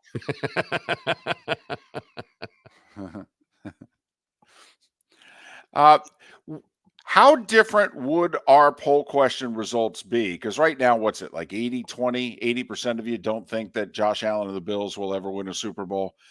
What if we had just said get to a Super Bowl? Like, would that, you're a no. I'm a yes, you're a no. Would that have changed your vote if we had just said get to a Super Bowl? Of course. Well, I don't know. Of course, David. It's the Bills. They're not going to win the game if they get there. They're like the Vikings. Can't expect them to win that last game. Listen, a Vikings fan's like, listen, I would love to just get back. I mean, it's been over 45 years. Could we just get back? Could we lose one? All right. Could we lose another one, please? That'd be great.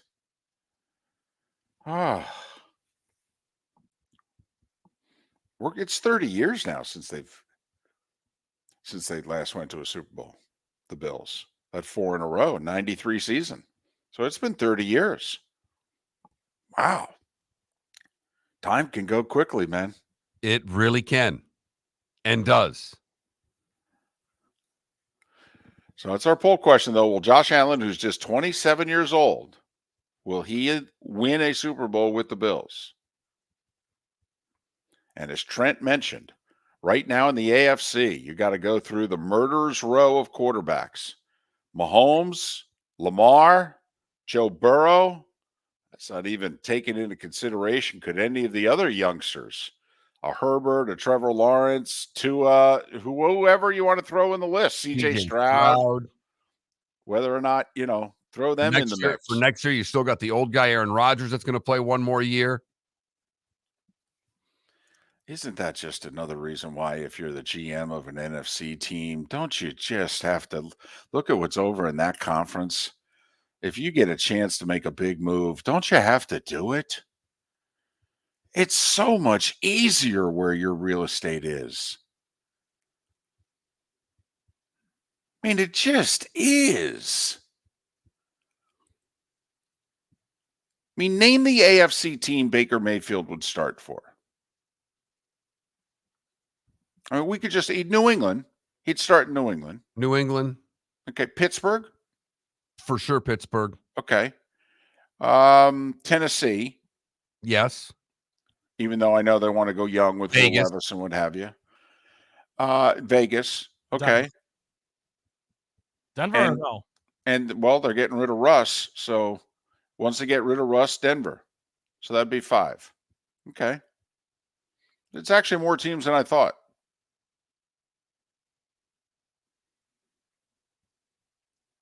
But he could start for every team in his own division right now. Just in the NFC alone. Just in the NFC, David. Right. And goodness knows he could start for the Giants and the Commanders. Right. So there's 6 teams right there. We haven't talked about the North or the West yet. Bears. Well, that'll be interesting. Probably not, because they'll either stick with Fields or they'll draft Caleb Williams, but I know what you're saying. He could start for the Vikings once they lose Kirk Cousins. Could he start for the Seahawks? I was just going to go there, Trent. So funny you say that. I'd say yes. I agree. Ah, what a After the difference a year year Geno makes. just had. Ah, what a difference a year makes. Geno Smith at this time a year ago versus Baker Mayfield at this time a year ago. Oh, what a difference a year makes. There's no doubt. By the way, head-to-head in the playoffs last year. Came down to the wire. Not in the playoffs, week 18.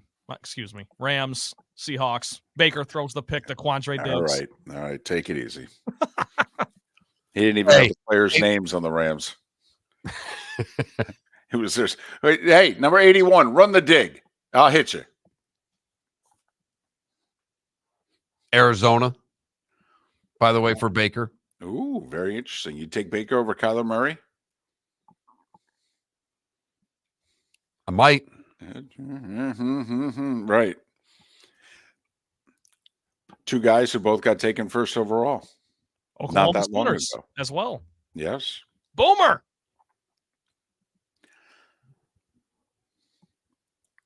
I'd be so bold if I was a general manager in the NFC. But, the other way to argue it, though, is do you have to be bold to be a GM in the AFC? Look at what you're going up against.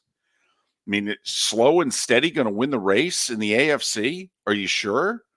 I mean, I will say, I mean, that's why I applaud the Jets for making the Aaron Rodgers move. I mean, if you're going to compete in the AFC, you got to make a move at quarterback if you don't have one. You have to. Slow and steady's not going to win the race in the AFC. We've been watching what the Chargers are slow and steady. How's that working out for them? Well, you could argue the Ravens are slow and steady. Of course, the slow started in the late 90s, but as opposed to now. But, Mark, I'll give you an argument. We're doing meetings for the Pittsburgh Steelers. And you got the talk radio show in the background. And they're talking about, well, look at the quarterbacks we got to go through. And doesn't Mike Tomlin say, hey, while we're negotiating my extension, we going to do something? Look at who we have to be. We just won 10 games going up against that. Are you serious? I just beat the Ravens twice. Do you expect me to do that every year? Oh, yeah, they didn't try one of the 2 games. Right. By the way, one of the 2 times we played Cincinnati, Burrow didn't play. I mean, you going to give me some help here? I mean, I will say to all the people that want Tomlin out in Pittsburgh, all right, you blaming the roster more than the coach? Because I don't know that they've had a top roster for the last 5 years. Well, and like Mark has said, the teams built around Big Ben were not good. They won games. Oh, that's not playoffs. true. Oh, that's not true. At the end, they weren't. My bad. Yes, the qualifier. At the end. Because David, like you keep saying, they haven't won a playoff game since 14? 16. 16. The last 3-4 Ben teams were not that good. No, they weren't. No, they weren't. That's what I said. I did not say that early on those rosters were very good. The last 4 Ben teams were not good rosters. They had a good roster in 2017 when they lost to the Jags. That was a playoff game they screwed up. All right, they were still a good roster, maybe for one more year. I mean, they still had the wide receiver, the Le'Veon. I mean, they were. But yeah, the Steelers have not been a top 5 roster in the AFC the last 5 years. Certainly the last 4. And now look at what you have at quarterback. I mean, these are serious discussions to have here. You want to blame Tomlin? Fine. Go get another coach. With that roster, take that roster into the league next year. You going to do better than 10-7 with that roster? I don't know how they did 10-7 this year. That's really a remarkable coaching job when you look back on it. Did they finish with a negative point differential? I think they might have. Seriously. But it's our poll question. Josh Allen's 27, And just to throw it out there, his cheap contract years are over. This was the last year of Josh Allen on the cheap. Starts at $47 million a season on the cap beginning next year. No way around it. No way around it. Which, give credit to the Chiefs. You know, they're doing it, and Mahomes has been paid for a couple of years here. So give them credit. They're getting it done. Cincinnati will have to go through this same thing because Burrow's about to get paid. Yes, he is. The extension kicks in like a year. Right. Mm-hmm. I mean, it's why what the Browns did was remarkable this year. They didn't even have their quarterback for most of the year. They're paying him all that money and still had the victories that they did. And arguably the best running back in the league. Didn't have him for most of the year, too. Man, the more we think about it, this AFC seems really hard. Man, do I want to be in the NFC. For like the next 5 years, too. At least. Man. No. 5 years? I'd go 8. That's rest of the decade then. Pretty much. Yep. Okay. That you have a quarterback problem to get through in the AFC. If you're not the Chiefs, the Bengals, the Bills, or the Ravens. Man, the more I talk about it, I want to be really aggressive in the NFC. I could make the case, doesn't matter what team it is either. We could get good really quickly. We could stay good in this conference. Where are the young quarterbacks lined up to knock us off? Daniel Jones? Bryce Young? Jordan Love? Brock Purdy. Which Jordan Love are we getting? By the way, the Niners salary cap bill comes due in about a year. This year and next year. And then that roster is going to be really different. This is the end of their window. It's still open, and it'll be open next year. And then it's going to get hard.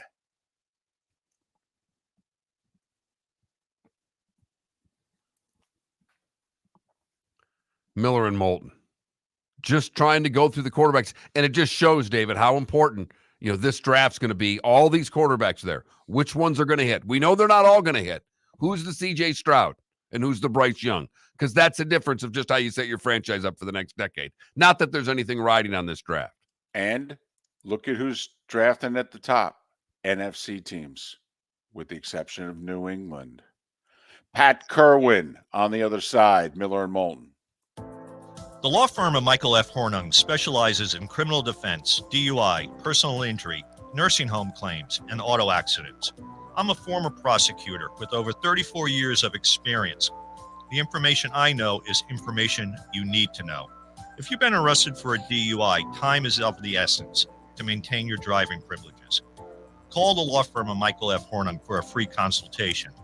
At the law firm of Michael F. Hornung, we are committed to excellence in your representation.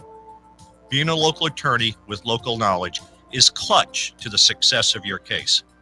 For over 30 years, we have successfully represented the citizens of Southwest Florida. For a free consultation, call 239-437-0095. That's 239-437-0095. Our offices are conveniently located in Fort Myers. Visit online at mfh-law.com. Visit Jason and Todd at the Diamond District.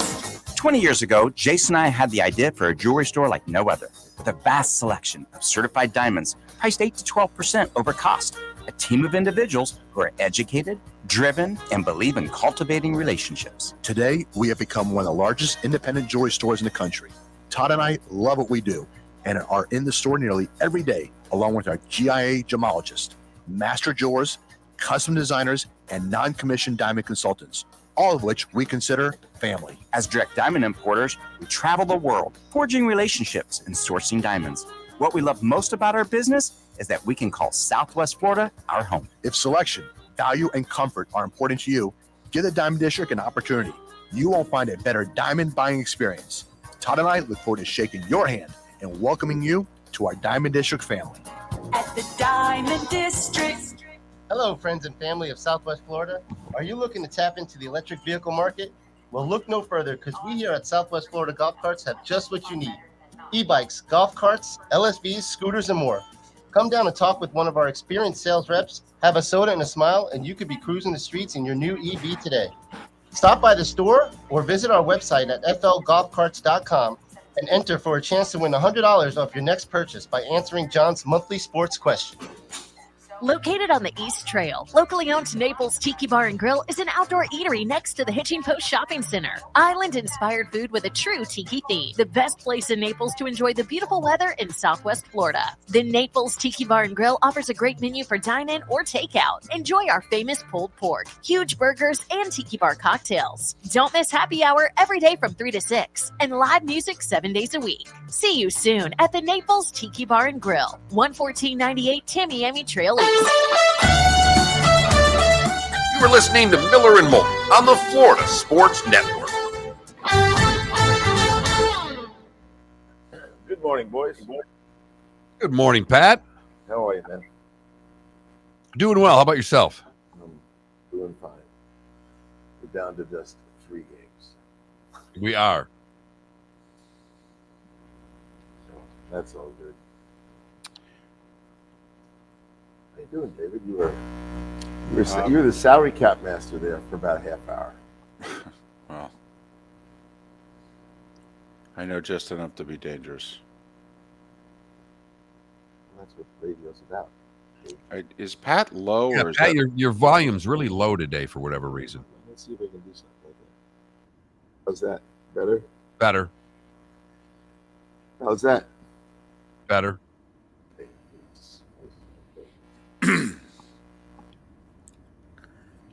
Yeah. You flying in Saturday? Yeah, I got the 6 a.m. flight. Southwestern to Baltimore. Yeah, you're back low again. I don't. Yeah, you got a little hum. It's I not a guess. good connection. Let me see if I can do something that works better than Yeah. that. Maybe tired of this. All right, let's just see if this one's going to be better. You never know.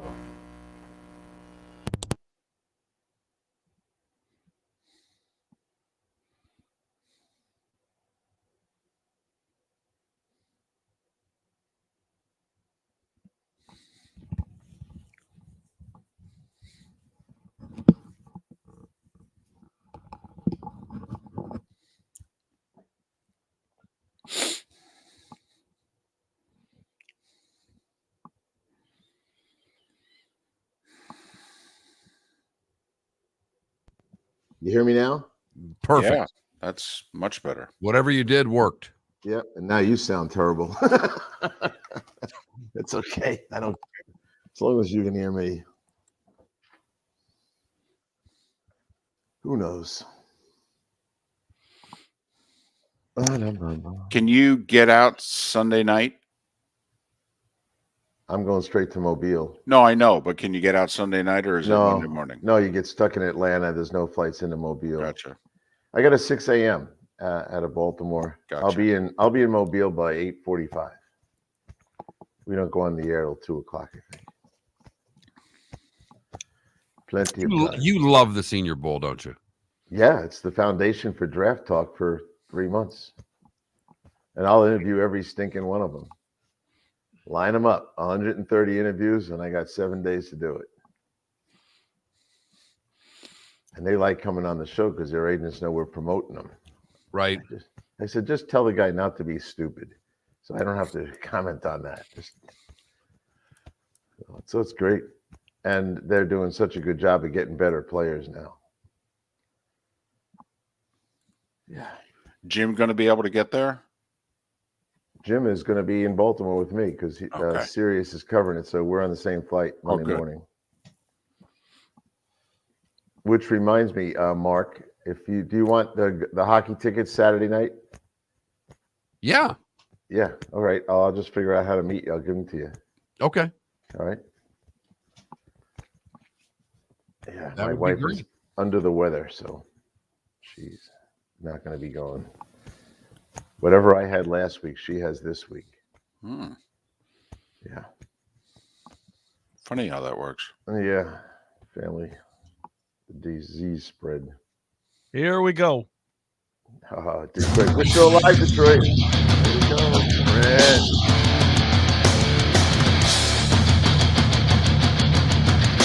You are listening to Miller and Moulton, exclusively on the Florida Sports Network. And now here's Mark Miller and David Moulton. It is the third and final hour of Miller and Moulton along the network. And on a Tuesday, that means Pat Kirwan. He of NFL Radio's Moving the Chains, which is weekdays 3 to 7. And he's also part of CBS's NFL Today show, CBS with the Super Bowl this year.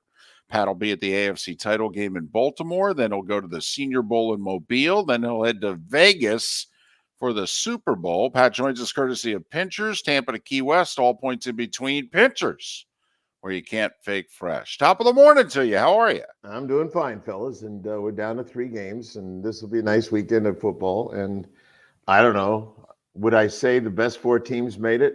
No, I probably wouldn't. I think Buffalo would deserve to be there, but they missed a kick and never got to overtime. So Kansas City, actually, they kind of came alive again. They had been dead on offense. They were under 20 points a game on the road, but they're back. So very interesting, very exciting, I suppose. And I heard your conversation about quarterbacks and the NFC and coaches as well. So a lot of things going on. And the Senior Bowl brings up a lot more stuff at the transition for most staffs into the personnel end of the business. Always excited about that. And this is going to be a very good Senior Bowl. Well, Pat, I want to just get back to the Bills because it's our poll question today. Will Josh Allen win a Super Bowl with the Bills is our question. And about 75% of our audience says no. What do you say to that question? I think they will. He's too good. I mean, he takes control of games at times, and you know, he was killing them in the first half. We all watched it. He was running the way he should. He averages 10 runs a game against those guys. And in the third quarter, he ran 1 time. They kind of started doing other stuff, and I think they might be afraid to let him run that many times, but that's what was holding them together. And I know for Spags, that's what he worried about most. You know, we all know the numbers going into that game when it came to this guy running the ball. And he was 500 against Kansas City. How many teams are 3-3 against Kansas City? They were because of him. The guy came in with 59 running plays in 6 games. That's 10 a game. He moved the chains 27 times for first downs against them. And I know Spags was worried about it. He's spying. He tried about 4 different ways. And in the first half, he was unsuccessful. Then all of a sudden, the third quarter came and went, and he ran once. To me, that was a chance to put his foot right on their throat when he couldn't do it, and they didn't do it. Well, I thought at the end of the day that the Chiefs just decided, okay, we're going to blitz, you know, this 4-man rush thing. The lanes are too wide. So we're going to 5 and 6. And quite frankly, we've got a shutdown corner. We can take Diggs off of the field. And I don't know if there's anybody else here who can beat us. And at the end of the day, Pat, what the Bills did is remarkable because in that game against the Chiefs, they looked a lot like they did last year in the same round against the Bengals. They looked really human. They looked like they had too many guys hurt on defense. They looked like the offense outside of Josh Allen could be kept under control. It's funny how you can look a certain way for 6 weeks, and in an hour and a half, you can be made to look completely different. I agree with some of that, but James Cook didn't look like he was malfunctioning in the first half. They were running the ball right where Anandi used to line up. And I'll tell you who's not a good run defender. Chris Jones. Go study the game. He likes rushing the passer. He didn't want much to do. And did you notice how many first downs he was on the sideline waiting to go back in? So they had a home on the inside run game. And I thought they could stay with that. And that usually is what helps.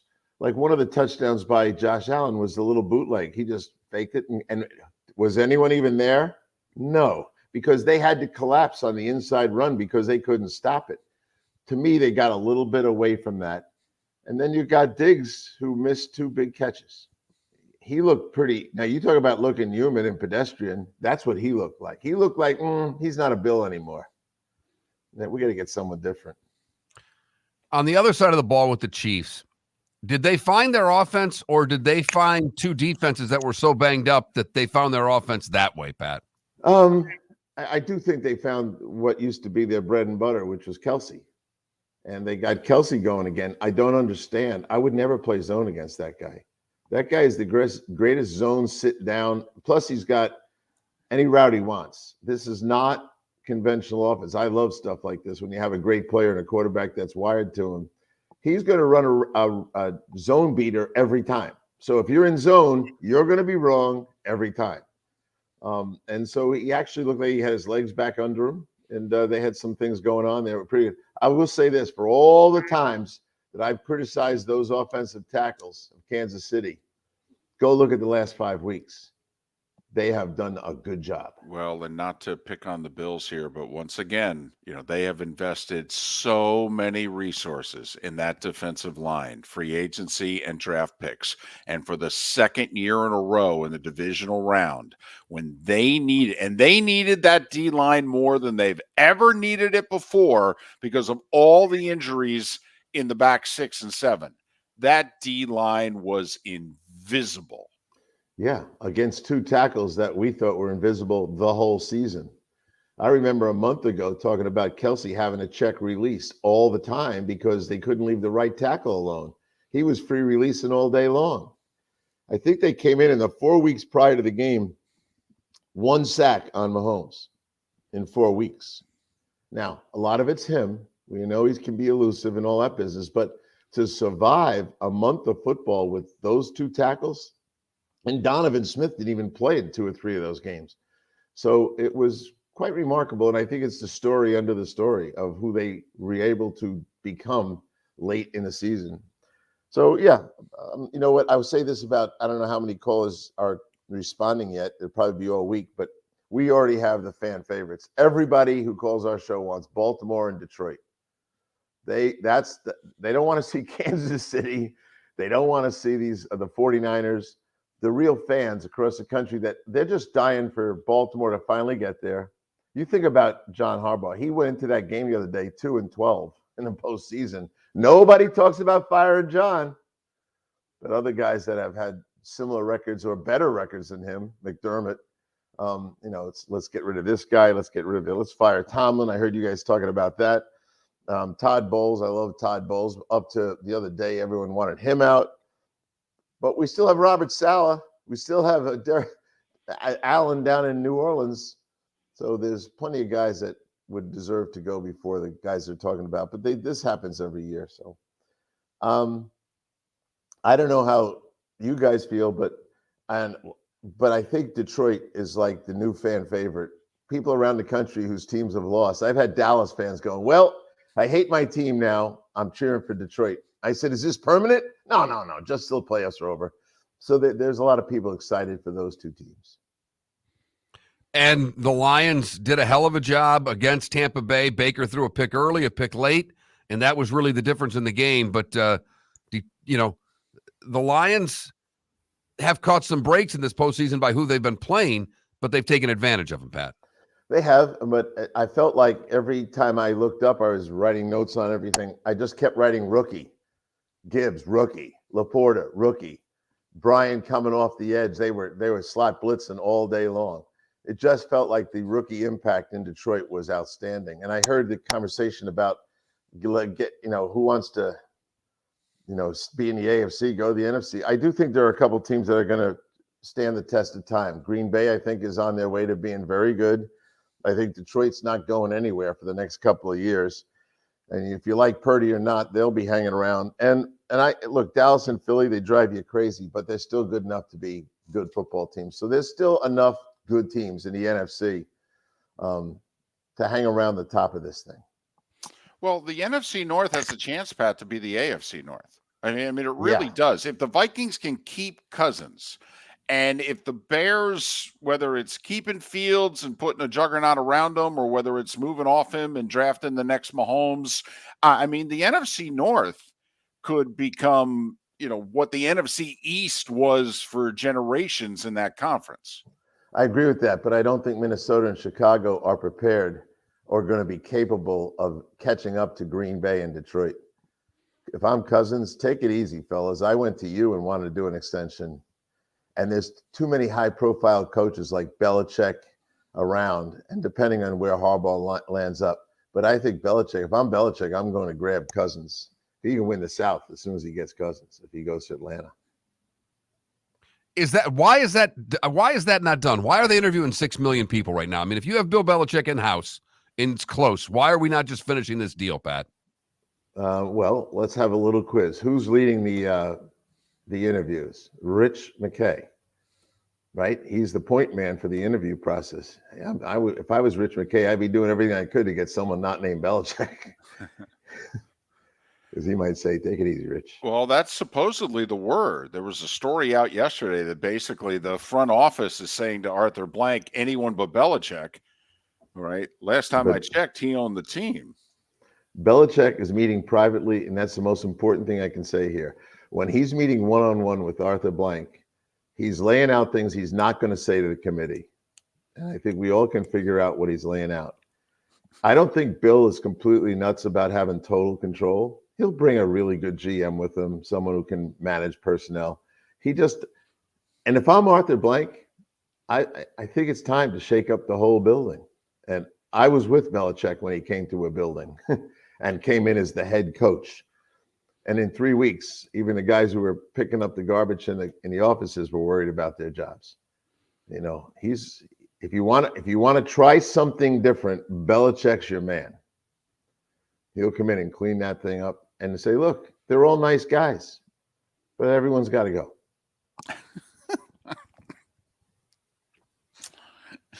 That's how I lived it. Anyone else who's writing these stupid stories, they didn't live it. I was right there for it. He does it with a smile on his face because he doesn't really hate you. He just doesn't trust anybody who's not from his entourage. And I think he's right. And I told another coach one day, I said, you don't get it. I just witnessed this and I was a victim. But I really, really realized he's right. You want to change the culture? Get rid of the culture and start over. And he can do that. And if Arthur really, because of his age, wants one big shot at this, he's going to have to do that. Very quickly, we got 30 seconds. Are you surprised that Mike Vrabel is not generating the interest that we thought he would be? He's in that class of guys, the fired ones. Pete Carroll's not going anywhere. I think he's just waiting on where Belichick goes in Harbaugh. And then he'll get the next one off that. I think the agents are quietly talking to owners all the time. So I would think, I'd be shocked if he doesn't get one. Now, someone might still fire their coach that hasn't fired their coach. Tell me what you think of Vrabel as the Jet coach. Well, I was thinking of Vrabel in Philly, actually, but yeah. Anything in a green uniform. I like him. He's Pat Kirwan, NFL Radio's Moving the Chain, CBS's NFL Today Show. Joining us once again, courtesy of Pinchers from Tampa to Key West and all points in between. Pinchers, where you can't fake fresh. Hello, friends and family of Southwest Florida. Are you looking to tap into the electric vehicle market? Well, look no further because we here at Southwest Florida Golf Carts have just what you need. E-bikes, golf carts, LSVs, scooters, and more. Come down and talk with one of our experienced sales reps, have a soda and a smile, and you could be cruising the streets in your new EV today. Stop by the store or visit our website at flgolfcarts.com and enter for a chance to win $100 off your next purchase by answering John's monthly sports question. Visit Jason and Todd at the Diamond District. 20 years ago, Jason and I had the idea for a jewelry store like no other, with a vast selection of certified diamonds priced 8 to 12% over cost. A team of individuals who are educated, driven, and believe in cultivating relationships. Today, we have become one of the largest independent jewelry stores in the country. Todd and I love what we do and are in the store nearly every day, along with our GIA gemologists, master jewelers, custom designers, and non-commissioned diamond consultants, all of which we consider family. As direct diamond importers, we travel the world, forging relationships and sourcing diamonds. What we love most about our business is that we can call Southwest Florida our home. If selection, value, and comfort are important to you, give the Diamond District an opportunity. You won't find a better diamond buying experience. Todd and I look forward to shaking your hand and welcoming you to our Diamond District family. At the Diamond District. The waterways of Naples are a beauty to behold, and the Bayfront Inn has multiple ways for guests to enjoy the water and have some fun. Gather your family and friends and enjoy a leisurely day on the water with a pontoon or deck boat. If you prefer to explore the waterways without a motor, the bayfront has canoes, standboards, and kayaks. At the end of your journey, enjoy lunch or dinner at the Bamboo Tropical Bar and Grill, the Bayfront Inn. Something for everyone. On 5th Avenue in Naples. You were listening to Miller and Moulton on the Florida Sports Network.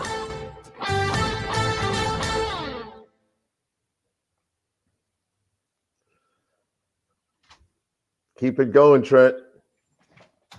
I'm trying. Hey, the dust settles. You're still here. I love it. I'm on cloud 9 right now. Yeah. It's officially house money time, you know. Now, let me ask you a serious question. If they get to the Super Bowl, do you have plans to go to it? I would have to talk to Mark and David here. I don't know if I'll be able to go to the game, but I definitely want to at least go to Vegas. All right, well. My friends were all fired up last night, sending flights in the group chat, trying to figure out who can get work off and go to Vegas just to at least be in the city. Well, if you get to the point where you want to get a ticket, let me know, because sometimes I get my hands on a couple of them. Ooh. And always at face value. No scabbing. And that's really nice. Yeah. All right. I appreciate that, Pat. Let's see what happens this Sunday. Because as I said, think back to when your father was your age. And if they had an opportunity to go and he didn't go. I still kick myself. I didn't go to Michigan State's Rose Bowl against Stanford, and I still think it's the dumbest thing. I don't know why I didn't go. Yeah. We all think there's another one right around the corner. Yep. Absolutely, Pat. You are 100% right. Yep. And not even, the game against Alabama in the playoff, that wasn't the one, but when they made that Rose Bowl, first one since '87, and I didn't go, and I'm like, what were you thinking? Yep. Anyway, if the mood comes along that you want to. I wish it was East Coast that we were doing it right. I'd love to. There's no sense of us going, because Radio Road out west in the morning, we'd be on 3 to 7. Yeah. Yeah. I see the guys when I go over there in the morning sometimes to do someone's spot with them, which I don't have to anymore. And you guys aren't there. I still remember doing a show with you and Mike Irvin rubbing my head while we were talking. Mm-hmm. Petty, just because I told he was dying to get in the Hall of Fame. We were at some Hall of Fame reception, and he goes, "You think I'm ever going to get in?" I go, "Well, I don't know, but I'm going to start talking about you if you're willing to go up on the stage right now and sing My Girl." There was a Temptations band was playing at it. He goes, "Really?" I said, "Yeah, go up and sing it. I'll start a campaign for you tomorrow." He went up and he was loaded. He just went up and sang My Girl. That's awesome. Gil Brent says, "I should have hired you. If you get Mike Irvin to do shit like that, I don't know what you would have done for me."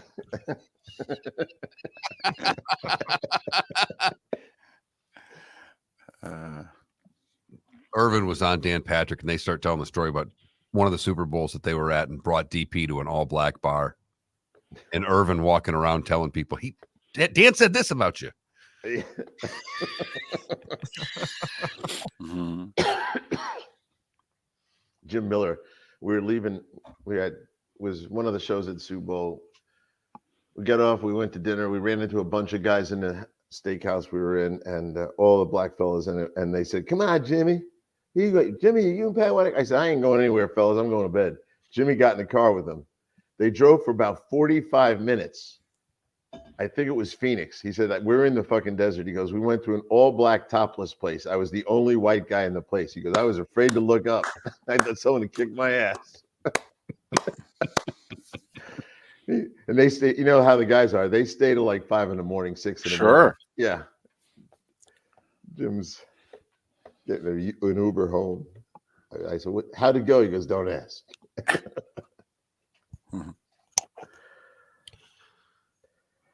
Yeah. They all remember Jim for throwing them passes. Didn't Michael Irvin sneak out of the locker room to watch Michael Jackson perform at the Super Bowl or something like that? But Yeah. that's the legend, at least. They were up big at the half. Yeah. 10, I think. 28-10. Yeah. I was at that game. The one at the LA Coliseum? No, it was the at Rose Rose Bowl. Bowl. I was at that game. Yeah. Oh, you want to hear a funny story about that? This is right up Mark's alley. Quickly. Got 20 seconds, Pat, just so you know. No, I'll tell you later. You'll laugh so hard. I got caught bad, and it was really funny. I was on the sidelines late. I was like 10 yards away from when Don Beebe caught Leon Lett. Here we go. Yeah. Nice.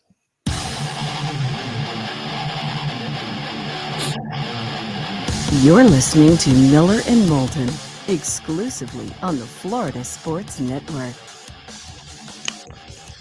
21 minutes past the hour. Our remaining moments with Pat Kirwan. He of NFL Radio's Moving the Chains, which is weekdays 3 to 7. And he's also part of CBS's NFL Today show. CBS with the AFC Championship game, the 3 o'clock game this coming Sunday. And then CBS will have the Super Bowl. Pat joining us courtesy of Pinchers, Tampa to Key West, all points in between. Pinchers, where you can't fake fresh. All right. Who lost this week that you were most impressed with going forward? I said Buffalo. I think Buffalo's here for a long time, and they'll get some of those guys back. Milano will be back, and I say this about Brandon Beane. You ever notice how Brandon, he just finds players, and he just keeps working at the personnel end of it. And yeah, they're going to have to move off a couple of the older rushers. Von Miller's done, although he made one nice tackle and he closed down the line of scrimmage and made a tackle. So they'll have to, get out from under some of those guys. But I like them. I think Green Bay and Houston are just the fan bases are so optimistic. When they call the show now, they're like, they see the future. And what they just witnessed really give both fan bases a huge amount of hope that they're going forward. So I would say both of those fan bases are very excited going forward. Green Bay, nervous as could be before, this guy Love proved himself, and he did to them. And Houston, they hit a home run on Stroud. So both faces, I think, are very excited. And I would not discount. I know Buffalo's history. Everyone knows Buffalo's history, but they're going to be hanging around for a while.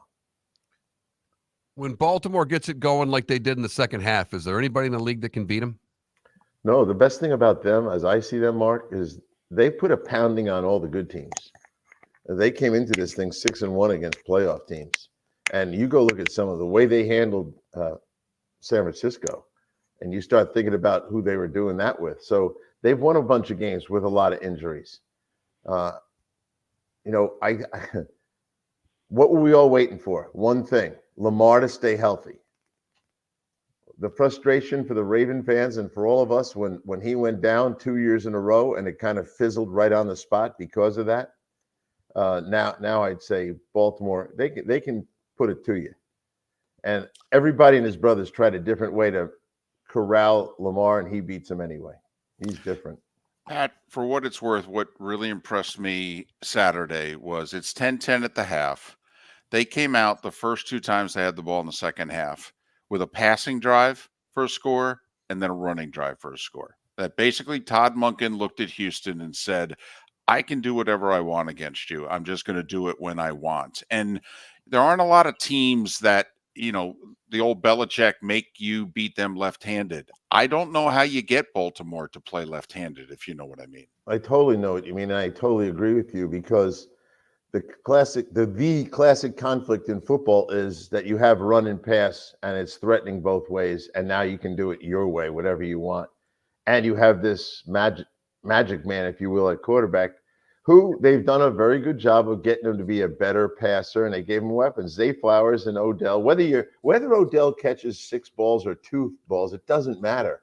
He's on the field and he's running those speed outs, and the next thing he's going by. So you got to deal with that. And they're going to get Andrews back. Right. And, now when they go to 12 personnel and they put him on the field with Likely, oh, man. Zay Flowers, Odell, and the 2 tight ends, and any one of their running backs, they have all the classic conflicts. So what are you going to do? They come out in 2 tight ends. Are you going to put nickel out there?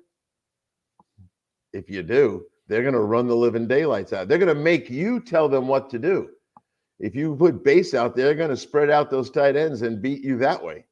So they're actually going to get better at what they do coming into this week. Well, and Pat, the other side of it is on the defensive side of the ball, they're so good. You've talked about all the different players that have sacks. It's not like you can go get in a shootout with them. You can't. Now, if you were able to block the insanity of their rush, because it comes from everywhere, if you could block it, there are opportunities in the back end. A lot of guys think that way. But I think David said it best. They're going to get you. And Lamar, the more the game is on the line, the more he's dangerous because his run stuff is different. As much as I love Josh Allen, but he's a power runner, really. Lamar is an elusive runner. He's going to make you miss in the open field. And spies, I laugh at the spy. I don't care who you put on in the back end of a field that's 53 yards wide. Put a guy there and say, you got Lamar, and he's got the width of the field. You are not going to tackle him. So spies don't work against him. Statistically, for what it's worth, they give up the fewest big passing plays in the league. It's why Houston was such a bad matchup, because Houston lives off the big passing play, and the Ravens were literally number one in the league in not giving up the big passing play. And you could debate whether it's because of their secondary or because of the fact they have 60 sacks. But basically, Pat, Baltimore makes you 10, 12, 15 play drive them, and physically they beat you up along the way. That is true. And what they're willing to give you, which would be a constant diet of running up inside or something, you're really not going to win that way either, because Roquan and Queen will get you. So it may look good and it may be the best alternative to what's out there, because your quarterback's going to get splattered if you keep dropping back. And if you want to throw deep, you need more time, and that sets up their blitzes and everything else they do. I think it's phenomenal. I went to their camp. I didn't know if I saw this coming. I really didn't think I saw this, a Super Bowl run like this, but they got it all. And they survived. Just looking at Dr. Chow yesterday, starting to look at the severity of injuries, which injuries are going to impact these games. I'll start with Deebo Samuel. I know you guys checked this stuff out. You know what the 49ers record is when that guy's not able to play? 8-9. They got a losing record when Deebo can't play in a game. So to me, that's the most serious injury. Jonah Jackson, I just talked to him last week. I feel, between him and Ragnow's knee, you got some issues there.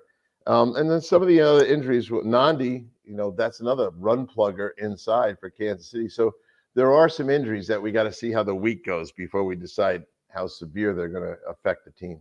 Well, and that both those Lions, you're losing a guard and a center. If they're both out, that's going to really affect that running game. I know, with Deebo being out, that's a bigger news, but the Lions have relied on that offensive line all year. To lose 2/5 of it in this game would be detrimental. Yes, it would be. And I don't think anyone can candy coat that and say, no, we'll be okay. And they'll all tell you who's sliding in. Glasgow slides in the center. It's not the same thing. Did you see Ragnow and they rented a replay of him blocking Vita Vea? Yes. That was like the sumo wrestling war of all time. And he almost brought Frank right to his knees, and Frank still blocked him when he was going down. So, we're worried about those things. But as I said, I wait and see how the week goes. I'm not so sure. Jonah Jackson was a meniscus. I don't know how severe it is. Nandi's a tricep, so he can't really push without triceps, and I don't know how he's going to be able to play. Subtle things like Brock Wright, the backup tight end, some of those, they add up, to your point, Mark. 2 linemen and the utility tight end, that can affect your running game. Although those 2 running backs in Detroit, I love them. Well, the Lions signing Zach Ertz yesterday, you could tell that they don't think Brock Wright's going to be able to play against the Niners, because otherwise they don't sign Zach Ertz. And we've got about 30 seconds. Pat, the Packers ran right at Chase Young. They blocked him with a wide receiver. He plays so high. Don't you think Detroit, it's kind of like that weak corner where you go up to the line of scrimmage, you just find him. Don't you think the Lions are going to go to the line of scrimmage, find where Chase Young is, and just run right over him? Yeah. He's the myth now. There was a reason they got rid of him, and I think he's going to be late. Someday he's going to be just called the bust. I feel bad for him, but he is not productive. And everyone wanted to blame injuries. He's just not physical enough. He's Pat Kirwan, NFL Radio's Moving the Chains, weekdays 3 to 7. And on Sunday, he'll be in Baltimore with CBS and the NFL Today. Pat will join us again on Friday, courtesy of Pinchers. From Tampa to Key West and all points in between, Pinchers, where you can't fake fresh. Visit Jason and Todd at the Diamond District. When choosing something of high value and personal significance, such as a diamond, you want to shop with the best, and the mall is not the place to be. Here are my friends, Jason and Todd with the Diamond District. Take a stroll in the mall, hop into a few joy stores, and you'll soon discover you're in the wrong place. Rings begin to look all alike. You're not finding GIA certified diamonds. You quickly realize you know more than a salesperson helping you, and all the same financing gets pushed on you. Visit Jason and me, and you'll find America's top bridal designers dealing exclusively with the Diamond District. You'll find the largest selection of GIA certified diamonds, all priced 8 to 10% over cost. You'll find educated sales consultants who have many years' experience and are not paid commissions. And you'll find Todd and me in the store nearly every day, wanting to shake your hand and welcome you to our Diamond District family. Visit Jason and Todd at the Diamond District. The law firm of Michael F. Hornung specializes in criminal defense, DUI, personal injury, nursing home claims, and auto accidents. I'm a former prosecutor with over 34 years of experience. The information I know is information you need to know. If you've been arrested for a DUI, time is of the essence to maintain your driving privileges. Call the law firm of Michael F. Hornung for a free consultation. At the law firm of Michael F. Hornung, we are committed to excellence in your representation. Being a local attorney with local knowledge is clutch to the success of your case. For over 30 years, we have successfully represented the citizens of Southwest Florida. For a free consultation, call 239-437-0095. That's 239-437-0095. Our offices are conveniently located in Fort Myers. Visit online at mfh-law.com. You were listening to Miller and Moulton on the Florida Sports Network. We have some breaking sports business news. What's that, David? We have some breaking, I don't know if you can call it sports, but I saw it too. I saw it during the break. I was going to mention it, but I thought Pat would kill me. What happened? WWE Raw is moving to Netflix. Oh, okay. It's a big deal for what follow the dominoes. Okay, that's if this is Netflix's first big venture into any sort of live programming. So now what's next? Yeah. This is Netflix saying we want to go live sports/entertainment based programming. What can we get our hands on? So they kind of want to be like Peacock? Yeah. I mean, they all are. They all know. Yep. Well, Hulu has live sports, if you didn't know that. How about the choice you have to make? They went Jalen Hurts. Yeah. Dame. They had Baker for but Little Caesars went Stafford. Yeah, that was a weird and that one. Flamed out in a he's Detroit company, Detroit, right. Pizza. I get it, but that one was weird. Because Matthew Stafford I love him, but not the greatest pitchman. Just not the most charismatic, guy you want on your advertisements. But in Justin Herbert does a bunch of ads, and I wonder and I'm being serious, when those SoFi Bank app ads come on, I wonder how many people, I know we all know, look at that guy, who is that doing the advertisement? Yeah. I don't think the face is enough of a household face to put him out to be a pitchman. It's the Chargers. No one knows who the Chargers are. And it's football with a helmet. And that's just in Los Angeles. Thank you. Every time I see that ad with him, I'm like, wow, that's interesting. I know he plays in SoFi Stadium, but he plays for the Chargers. Just everything about that I wonder about. You know what commercials I can't stand is Gronk doing the USAA because They're awful. They're terrible because it should be like someone with a connection to the military. Get David Robinson to do that or something. That'd be awesome. Don't do Gronk because he's funny. And every single one, they're like, "Do you have USAA?" And he's like, "No, because I have no connection to the military." I will say, best insurance ever. We have USA because my brother-in-law. Oh, do you? It's unbelievably less expensive than the big boys. That's great. And they do a great job.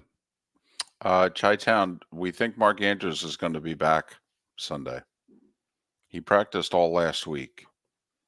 The thought is he's probably going to be active Sunday. Also, that's a weird one. It's kind of hard to call him a loss per se because they've been dealing without him for so long. And that Isaiah Likely kid has really... So it's not really like they're losing, you know what I mean? I mean, they lost him a long time ago.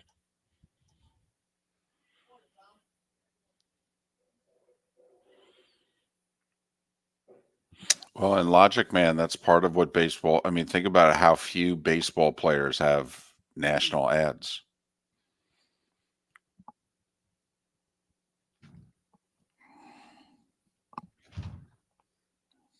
As we get closer to the Olympics too, you'll start seeing Simone Biles pop Oh, up. they're and already starting. Yeah. And they should. Yep.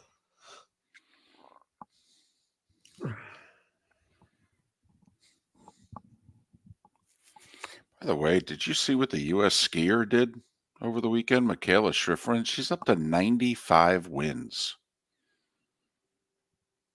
95 wins. Between slalom, giant slalom, and downhill. That's ridiculous.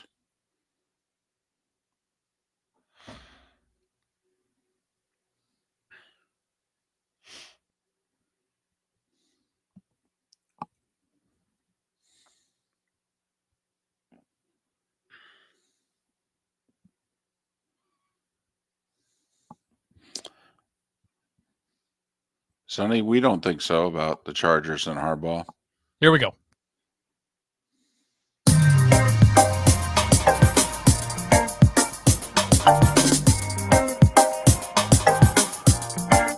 Welcome back to Miller and Moulton, only on the Florida Sports Network.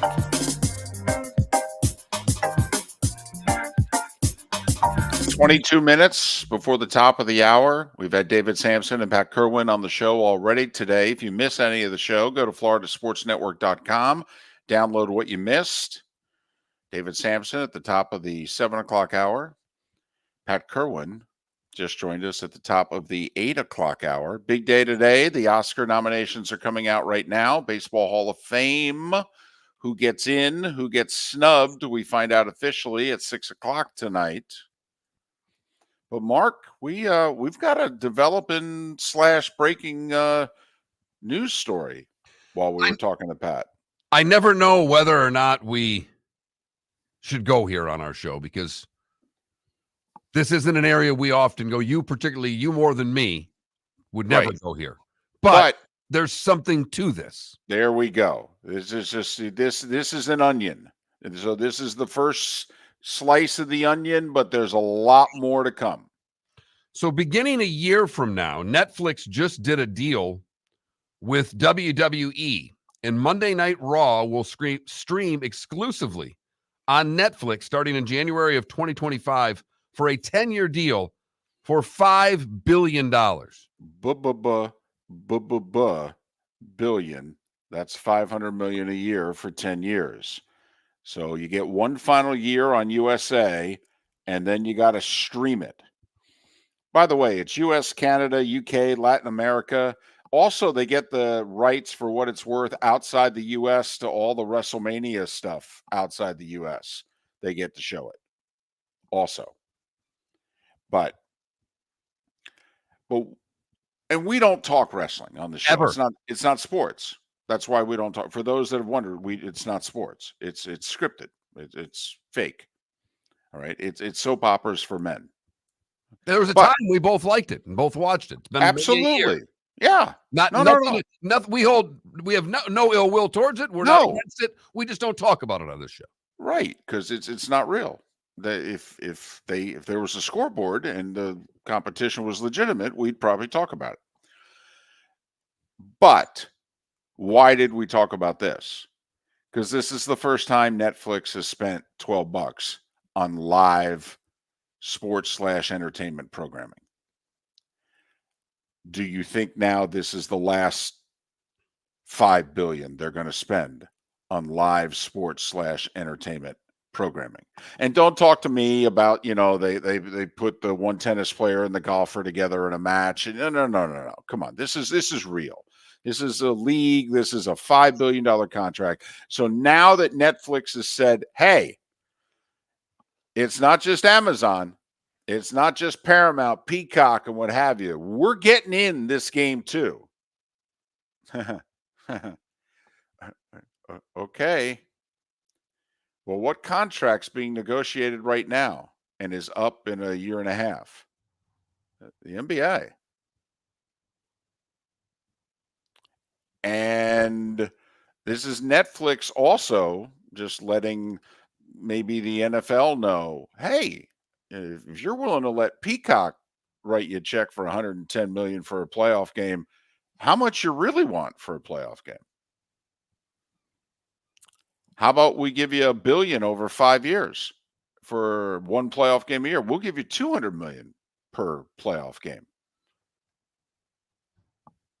And we'll stream it on Netflix. Now, I don't know if that's allowed with the current TV deal because Peacock is a subsidiary of NBC and NBC has a deal. So I don't know if Netflix is allowed to, oh, by the way, enter the fray. But Mark, this is clearly Netflix letting every sports league know we're open for business on sports now. Yep. And, I laughed over the weekend, David. I have YouTube TV. And they give you the multi-view. You can watch 4 games at once. And while the football was going on Sunday, I put college hoop on the other. I've got 2 TVs where I watch my television, and I put college hoop on the other one.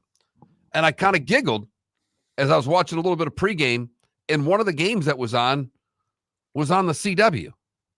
I went, oh, yeah, that's right. They're in the live sports business now, too.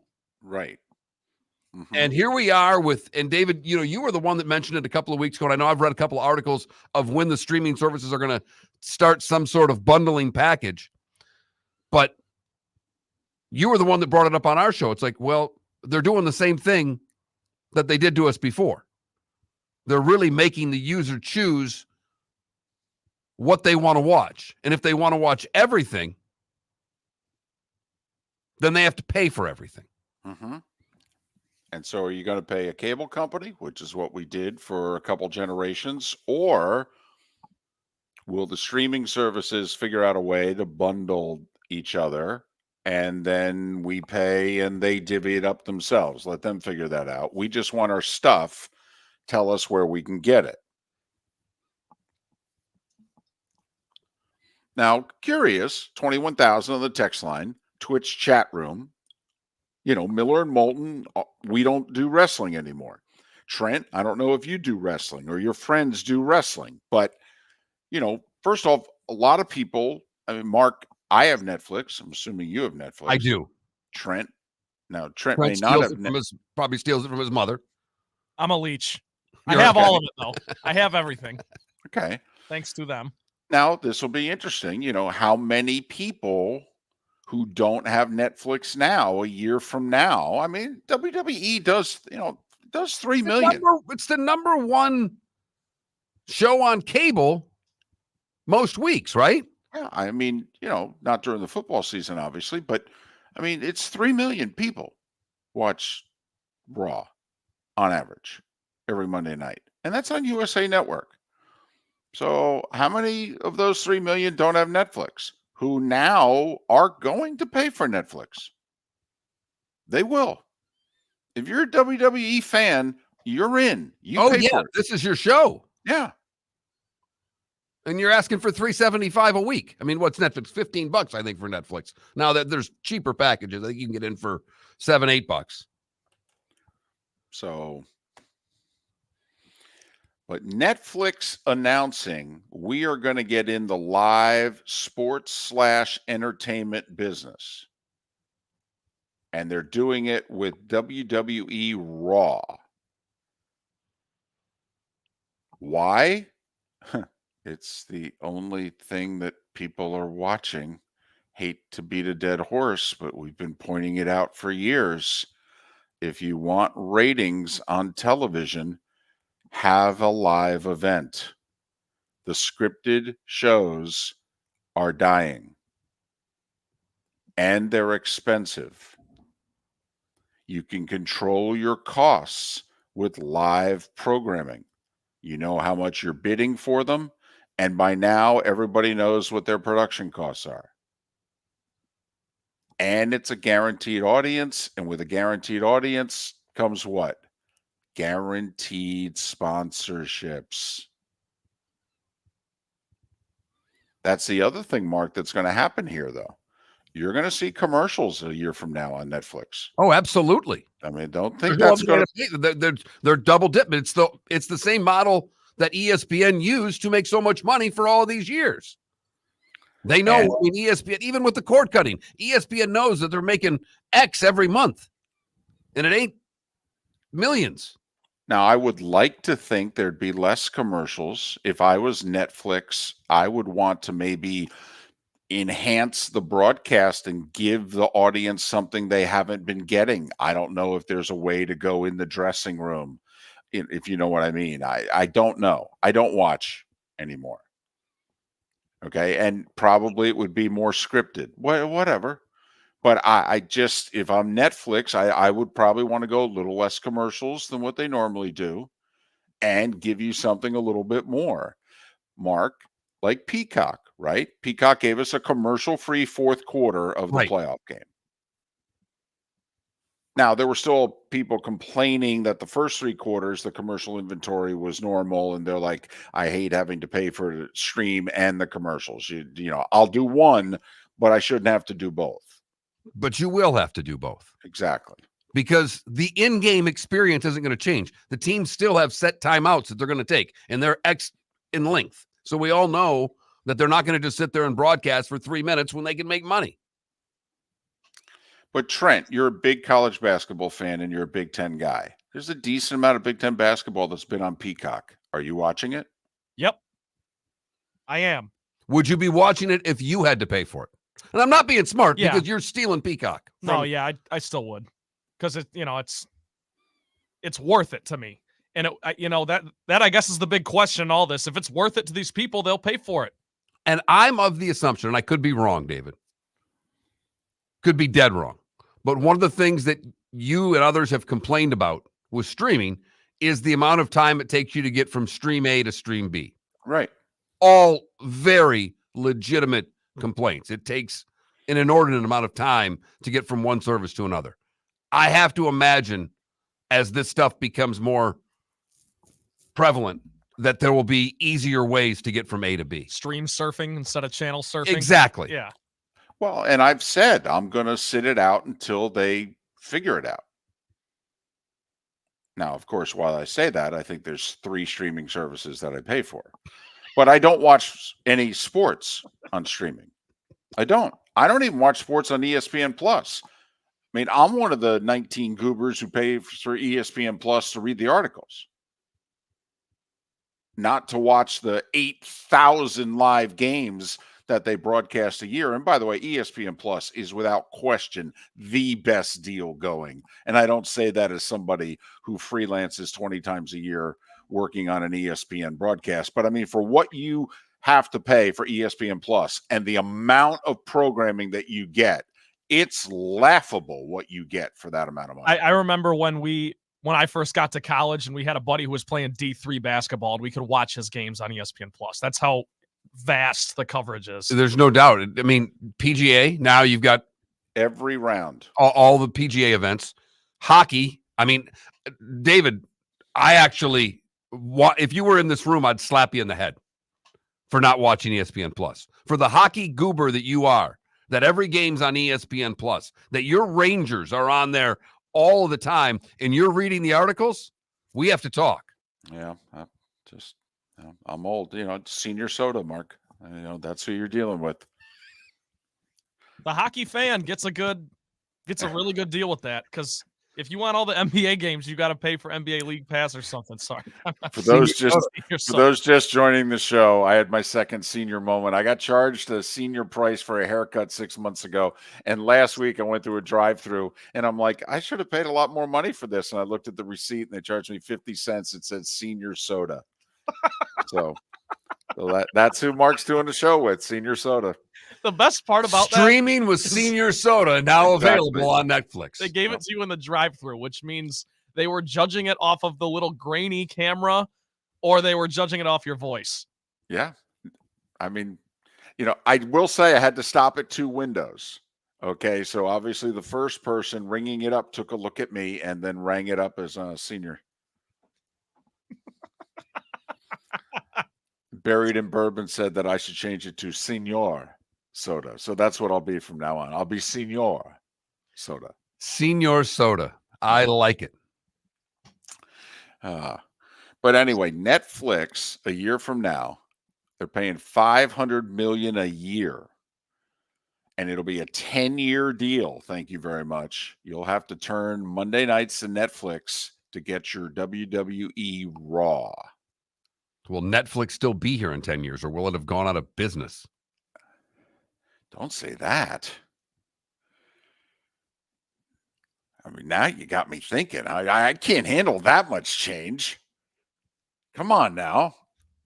I mean, some of these streaming services are going to die. Some will. Netflix will survive. Netflix was, I'm surprised. They took their whole business model, completely changed it. They survived. They did it largely without advertisements until recently. Like they'll find a way. They got good people running the show over there. It is very interesting because Peacock and Paramount are both losing a ton of money. A ton of money.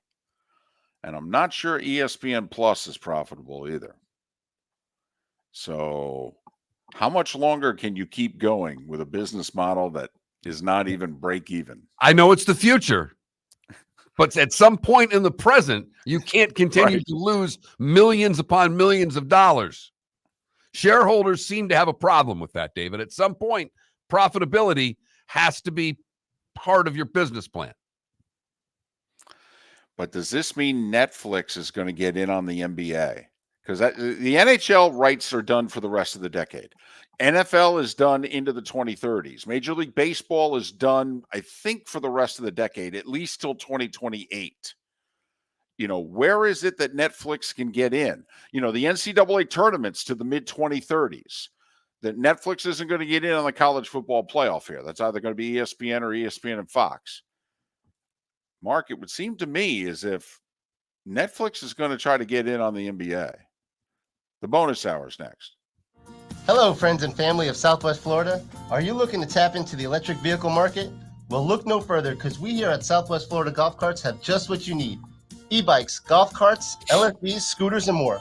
Come down and talk with one of our experienced sales reps, have a soda and a smile, and you could be cruising the streets in your new EV today. Stop by the store or visit our website at flgolfcarts.com and enter for a chance to win $100 off your next purchase by answering John's monthly sports question. Located on the East Trail, locally owned Naples Tiki Bar and Grill is an outdoor eatery next to the Hitching Post Shopping Center. Island-inspired food with a true tiki theme. The best place in Naples to enjoy the beautiful weather in Southwest Florida. The Naples Tiki Bar and Grill offers a great menu for dine-in or takeout. Enjoy our famous pulled pork, huge burgers, and tiki bar cocktails. Don't miss happy hour every day from 3 to 6 and live music 7 days a week. See you soon at the Naples Tiki Bar and Grill, 11498 Tamiami Trail East. Mark Miller for Molly Maid. Why Molly Maid, you ask? Trust. Moulton was a customer for 15 years. Affordability.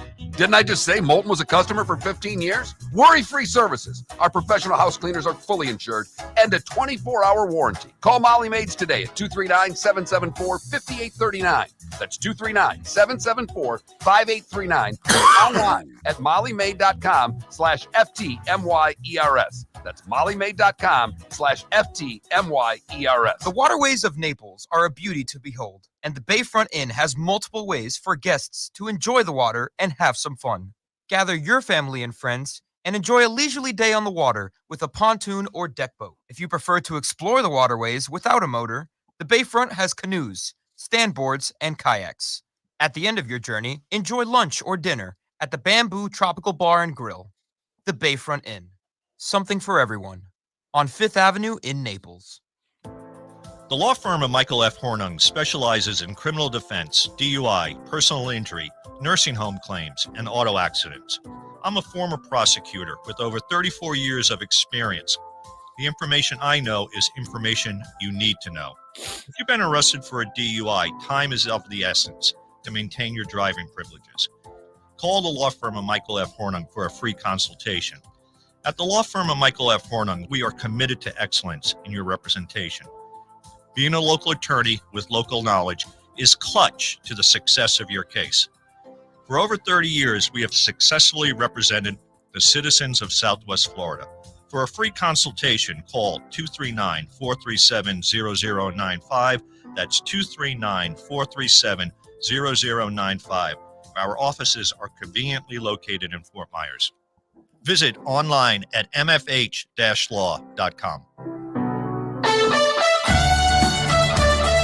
You are listening to Miller and Moulton on the Florida Sports Network.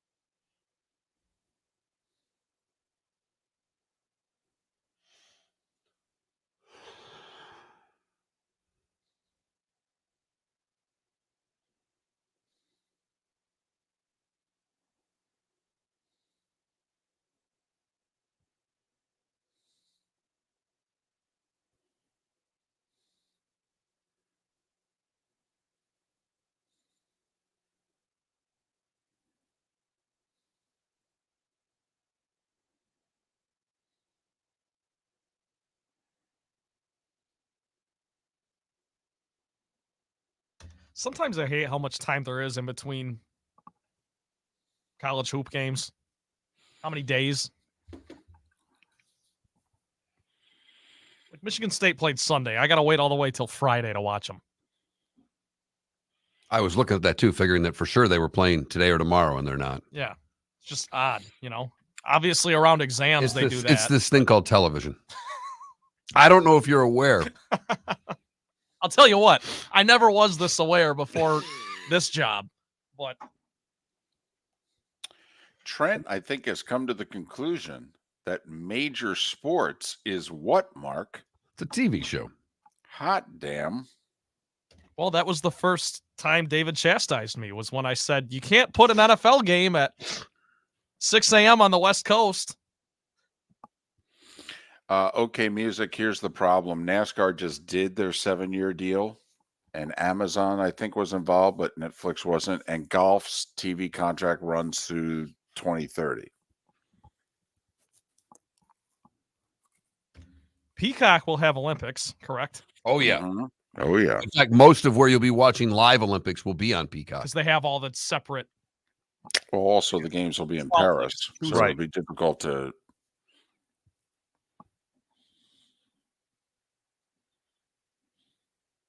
So they'll generate a lot of money on that, no? Well, you tell me. I'm not getting a dime from this household because of the Olympics. Well, then I'm just saying, you know, all households are fair that I different. can do it just when you came over the top like that. I know, and then that's Not fair. getting a dime from this household. No, you're not getting a dime from this household. You know, that was fair.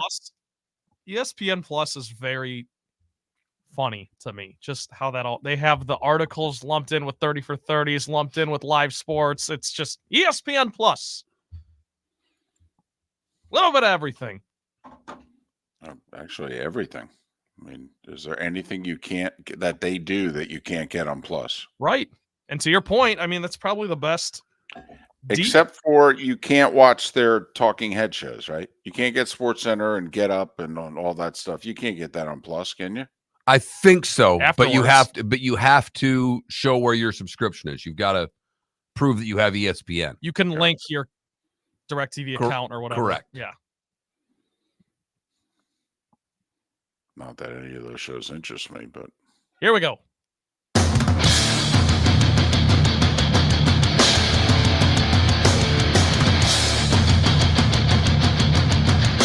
You are listening to Miller and Moulton, exclusively on the Florida Sports Network. And now, here's Mark Miller and David Moulton. And the Diamond District bonus hour on this Tuesday. Thanks so much for being with us. Miller and Moulton.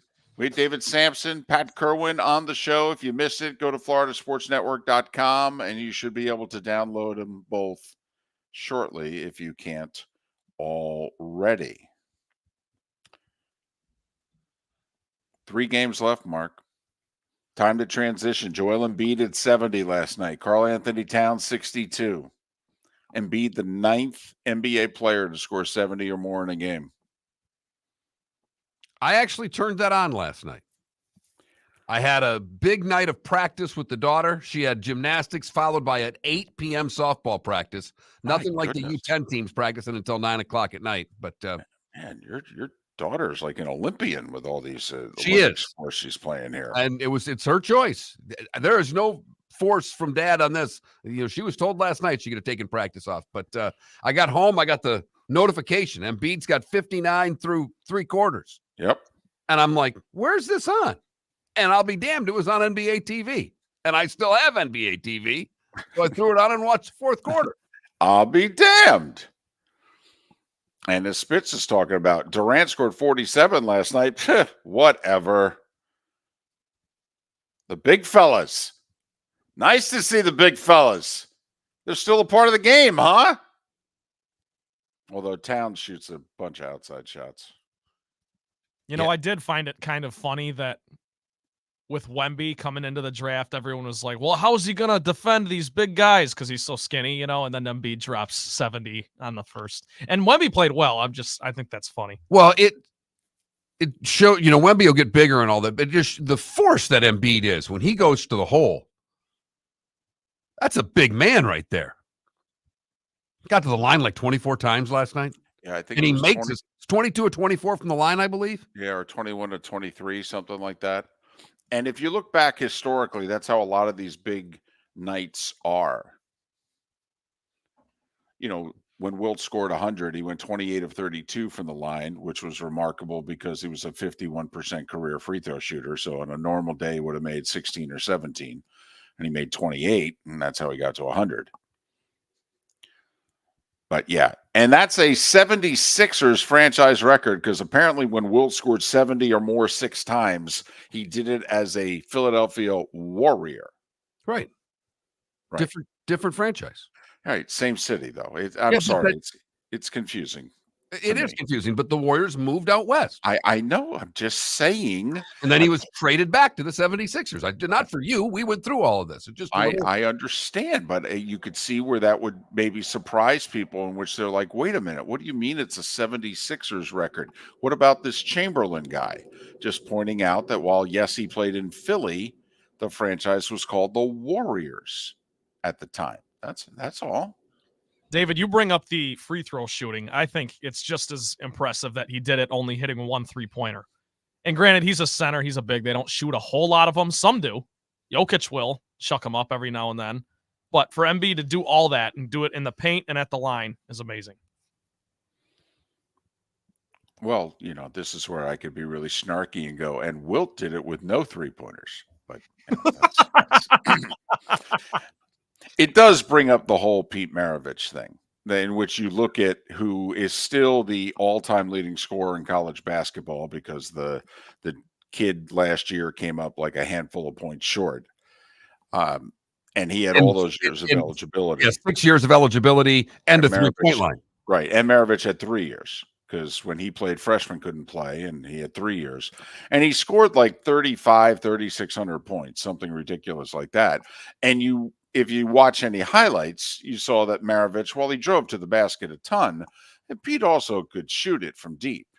And obviously there was no three-point shot when he played. I mean, how many points would Maravich have had if they had the three-point line? That 3,600 would have been well over 4,000 in all likelihood. So just, talk about records that are likely never to be broken. And when you look back, you go, damn, that was amazing. Could you imagine a Pete Maravich today? I mean, Pete Maravich today is Caitlin Clark and then at a whole other level. That's what Maravich was in college. It was Caitlin Clark and then add a 15-point scorer on top of it. Could you imagine if we had a Pete Maravich today? No. And he was a better passer than he was scorer. Right. I mean, that's the other side of this. And maybe handled the ball better than he passed it or shot it. So, I mean, where do you want to go with this? I don't know why I'm thinking of this. Cedric Maxwell told a Larry Bird story the other day, and it involved Maravich. And late in Maravich's career, and I think it was Bird's rookie year. It was Maravich's the final year of his career. And, he was averaging, Maravich was like, 11, 12 points a game, came off the bench. And Maravich passed the ball to Bird, who was double teamed, and Maravich expected the ball back. And he didn't get it. And Bird chucked up a bad shot, double teamed, and missed it. And they go to the huddle, heading to the bench, and it's Pete Maravich. And Larry Bird's a rookie. And it's Pete Maravich. Everybody knows this is a Hall of Fame player, college basketball legend. And Maravich says, hey, Larry, when I kick it to you there and they double team you, okay, that's a bad shot. You got to kick it back. And Bird, as a rookie, according to Maxwell, said to Maravich, well, if you didn't suck so much, they wouldn't double team me.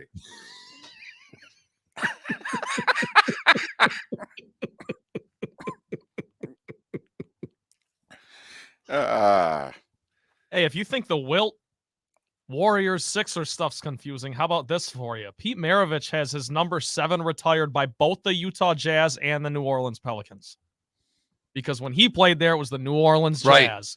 So both of those franchises are just claiming him, I guess. I don't know. Well, he played for the Jazz. Right, but they were in New Orleans.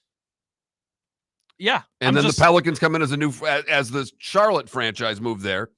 And then they retired as 7. Because in Louisiana, you can't wear Pete's number. Pretty much in the whole state. I think that's basically what it qualifies as. Good way to put it.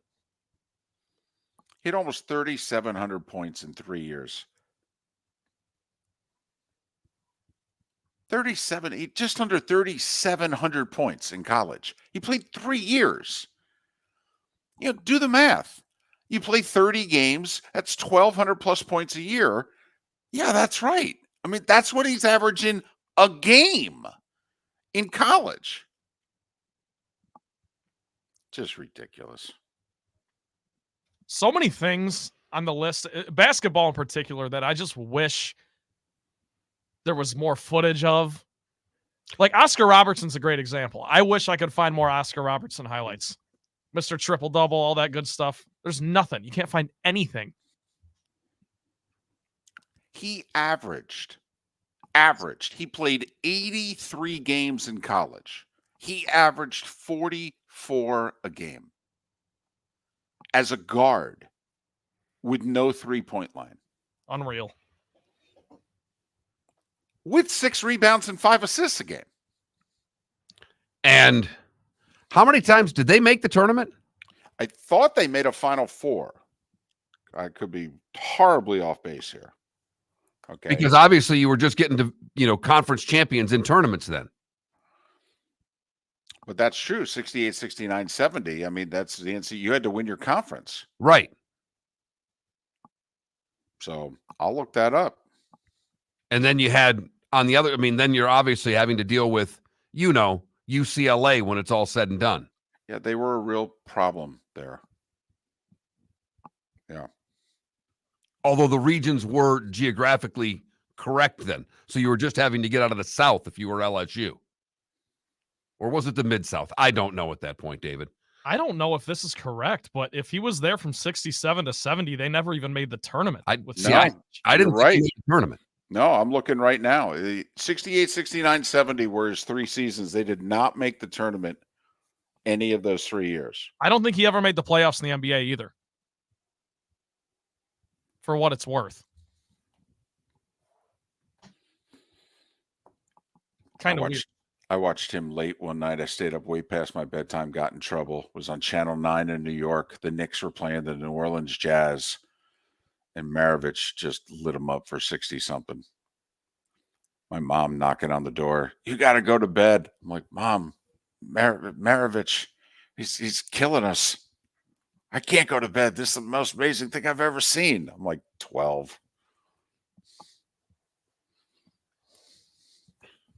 I have no recollection of him playing.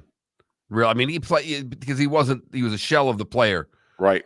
But the videos in his ball handling, that's all when I think of Pete, I just think of the ball handling videos. Did you see the one with him? Right. The one with Auerbach. And Pete's just standing there dribbling. And it's like, you try doing that at home without hurting yourself. You know, the behind the back through the legs, catch it in the front, then do it in the front and catch it in the back. And he's firing the ball between his legs. Correct. Amazing stuff. You can go down a YouTube rabbit hole with Pete Maravich and have some fun. Didn't he always say he wanted to die young, and then he did? Yeah, it was a tragic story.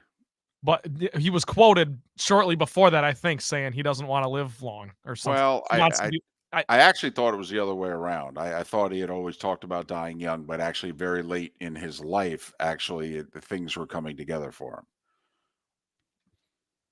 him. Okay. I could be wrong on that. He's immortal, nonetheless. I will say that's the day and age in which, Mark, I actually wish they would do that now, where in hockey, remember the in between the periods, they used to have the taped segments shooting at the corners with the goalie and then this, that, and the other thing. And in the NBA, Auerbach with the pre-taped things with drills and what have you. I mean, man, if they did that now, I loved Auerbach had Dr. J. Just look at his hands. And he's putting his hands up against Doc's hand. That's why this guy dunks so well. Look at his hands. And the other teams would allow their players to do stuff with Auerbach, which today it'd be like, oh, that's tampering. You know, we can't allow him near him. But that whole in between periods or halftime intermission stuff that we did, in the 60s, 70s, and 80s. Now we just get great halftime analysis, David. Yes, we do. We need more talking heads on the NFL, too. I hope CBS could hire a few more people for the NFL today. There's not enough of them. Same with Fox. Jason Kelsey's available. Only if he's willing to take his shirt off and guzzle a beer. Mark Miller for Molly Maid. Why Molly Maid, you ask? Trust. Moulton was a customer for 15 years. Affordability. Didn't I just say Moulton was a customer for 15 years? Worry-free services. Our professional house cleaners are fully insured and a 24-hour warranty. Call Molly Maids today at 239-774-5839. That's 239-774-5839 or online at mollymaid.com/FTMYERS. That's mollymaid.com/FTMYERS. Hello, friends and family of Southwest Florida. Are you looking to tap into the electric vehicle market? Well, look no further, because we here at Southwest Florida Golf Carts have just what you need. E-bikes, golf carts, LSVs, scooters, and more. Come down and talk with one of our experienced sales reps, have a soda and a smile, and you could be cruising the streets in your new EV today. Stop by the store or visit our website at flgolfcarts.com and enter for a chance to win $100 off your next purchase by answering John's monthly sports question. The law firm of Michael F. Hornung specializes in criminal defense, DUI, personal injury, nursing home claims, and auto accidents. I'm a former prosecutor with over 34 years of experience. The information I know is information you need to know. If you've been arrested for a DUI, time is of the essence to maintain your driving privileges. Call the law firm of Michael F. Hornung for a free consultation. At the law firm of Michael F. Hornung, we are committed to excellence in your representation. Being a local attorney with local knowledge is clutch to the success of your case. For over 30 years, we have successfully represented the citizens of Southwest Florida. For a free consultation, call 239-437-0095. That's 239-437-0095. Our offices are conveniently located in Fort Myers. Visit online at mfh-law.com.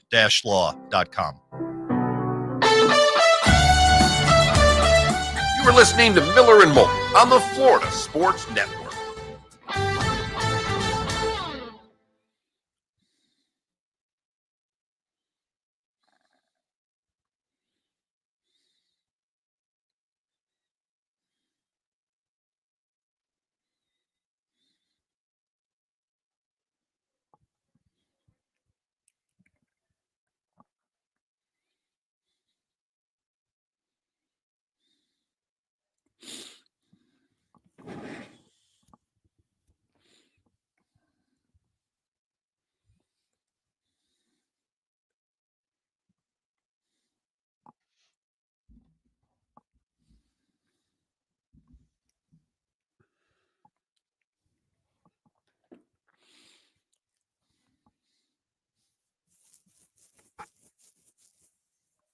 Eagles fired their offensive coordinator today. Okay. So they've now gotten rid of both coordinators, which Good, does that'll look fix as the if problem. Sirianni's coming back. Yeah, it looks like he's made it. Of course.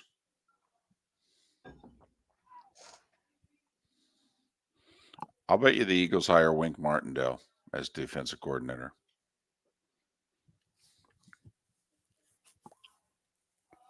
And their personnel does not fit his scheme at all. For OC, Cliff Kingsbury's still available, right? Yep. Somewhere.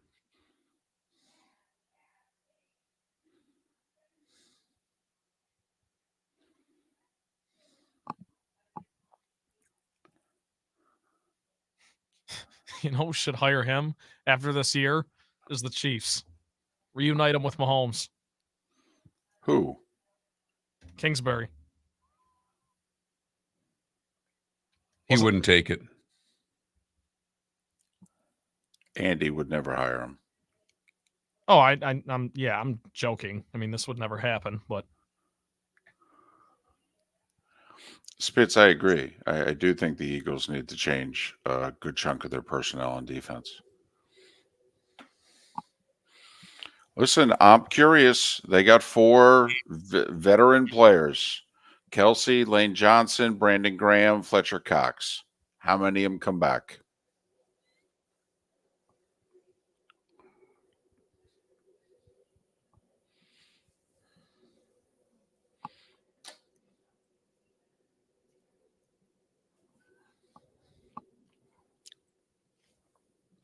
I think only 2 come back. I think Graham and Johnson come back.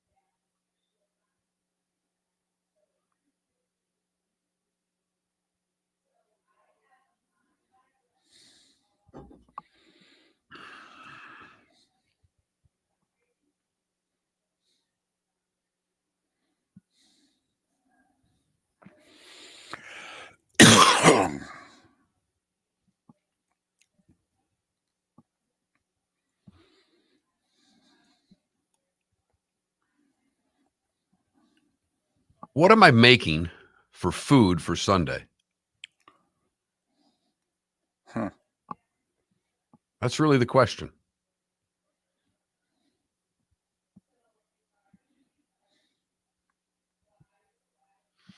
Some kind of meat. It's some kind of meat. It could be. I might do a pulled pork.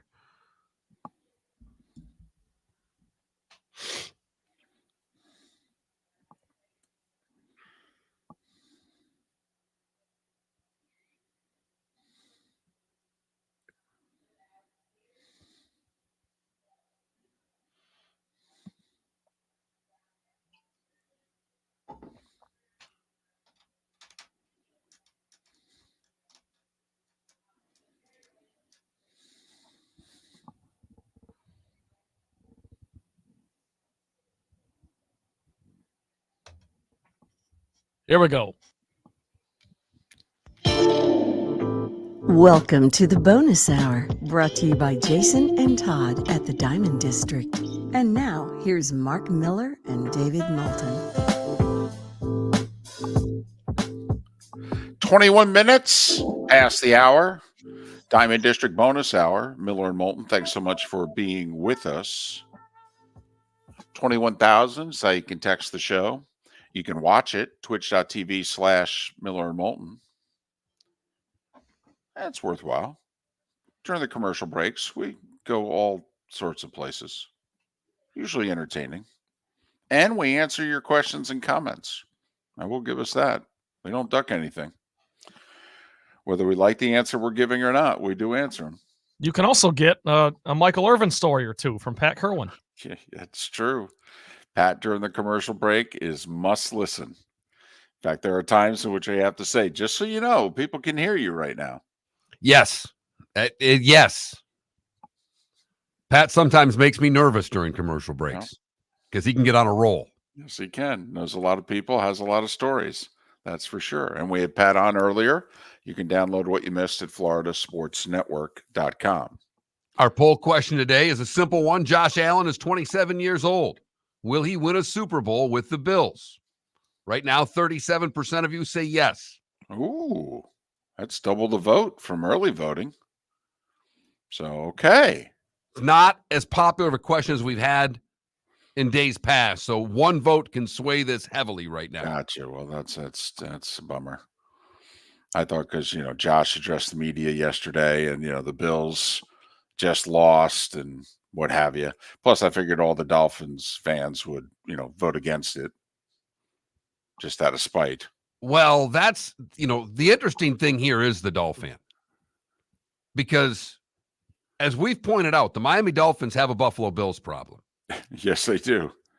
And the Bills have a Chiefs problem. Right. Uh-huh. And we're going to find out if everybody has a Baltimore Ravens problem. Right. So you could be fourth in line here. At best. At best. Right. At best. Because we're not even throwing in the Texans or any of these other teams. Or Burrow and the Bengals. Right. Interesting offseason for the Bengals, by the way. They just lost, reportedly, they're losing their offensive coordinator. He's about to become the head coach in Tennessee. But also, this was the year Cincinnati, from a cap standpoint, life starts to get hard for Cincinnati beginning next year. Like, are they going to be able to keep Higgins? There's a couple of other guys they're going to have to make hard decisions on. That this may have been the last year that this, of a 3-year run, really, for the Bengals. Back-to-back AFC Championship game appearances. And then this year was supposed to be a big year, but Burrow got hurt. And can they keep it going, or are they going to have to take a step back before regrouping? Buffalo nearly $50 million over the cap. The Dolphins $40+ million over the cap, although 2 moves in and of itself almost get the Dolphins to even. One of them being getting rid of Xavier Howard. So, we got that to deal with. I've quit worrying about where teams are as far as over the cap. I mean, because it never seems to bother the teams as much as it bothers those of us who cover the teams. Well, it all depends on what you're willing to do to kick the can down the road. The Saints have no problem. And they're, $78 million over the cap this offseason, the most that anyone's ever been over the cap. That has to get to 0 by March 17th. But they're fine with it. I guess there's a day that they'll have to pay. But so far, not really. Last 3 years, 9 wins, 7 wins, 9 wins. Now, they haven't made the playoffs any of those 3 years, but it's not like they're having a Patriots-type season this past year or a Cardinals-type season. They've been competitive each of the last 3 years post-Drew Brees. They just haven't been good. Could argue it's the worst place to be. You're still trying. You're still kicking the can down the road. You ain't accomplishing anything. Well, what good is this? By the way, quick question, kind of a Bills question. Not kind of, it is. Is Sean McDermott Tony Dungy with the Bucks? That the Bills, to get over the hump, need to move on from their very successful coach? Help me out here. McDermott's gotten to one AFC championship game, right? He has. They're 5-5 in the playoffs, 5-6 in the playoffs, I believe, under McDermott. What was Dungy? Oh, boy. Sorry to put you on the spot here, but this is where you excel. And I was trying to figure out if all right, I'll do it all. Even Dungy. Top of my head. They made the playoffs in 97. They won a game, lost a game. Made the playoffs in 99, won a game, lost the NFC Championship. So was Tony's NFC Championship game appearance. Right. And then I believe the Bucs lost to the Eagles in back-to-back years, 2000, 2001, right away.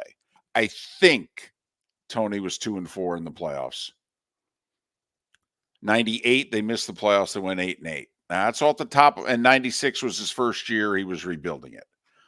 Now, so I think that he made the playoffs 4 out of his last 5 years. They had 5 non-losing seasons in a row. I think they won 2 playoff games and made 1 NFC title game. The Bills a little more successful with McDermott than the Bucs were under Dungy.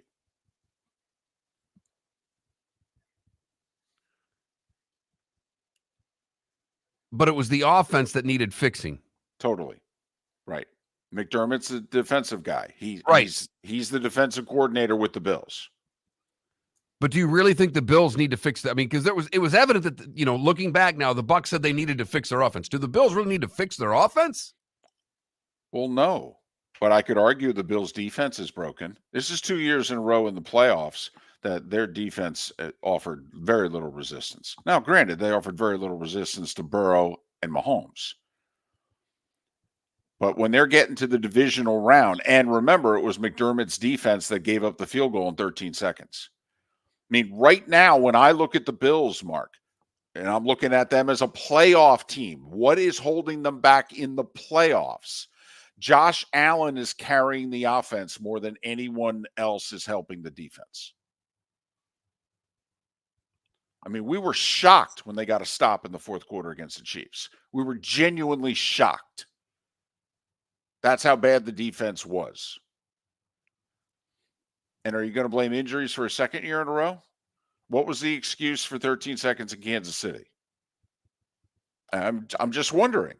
That's all. I'm just wondering. This is nice. He knows how to coach. He's a leader of men. The guys love him. Okay, they're playing for him, obviously. Take a look at the last 4 years, by the way, the winning streaks the Bills have brought into the playoffs the last 4 years.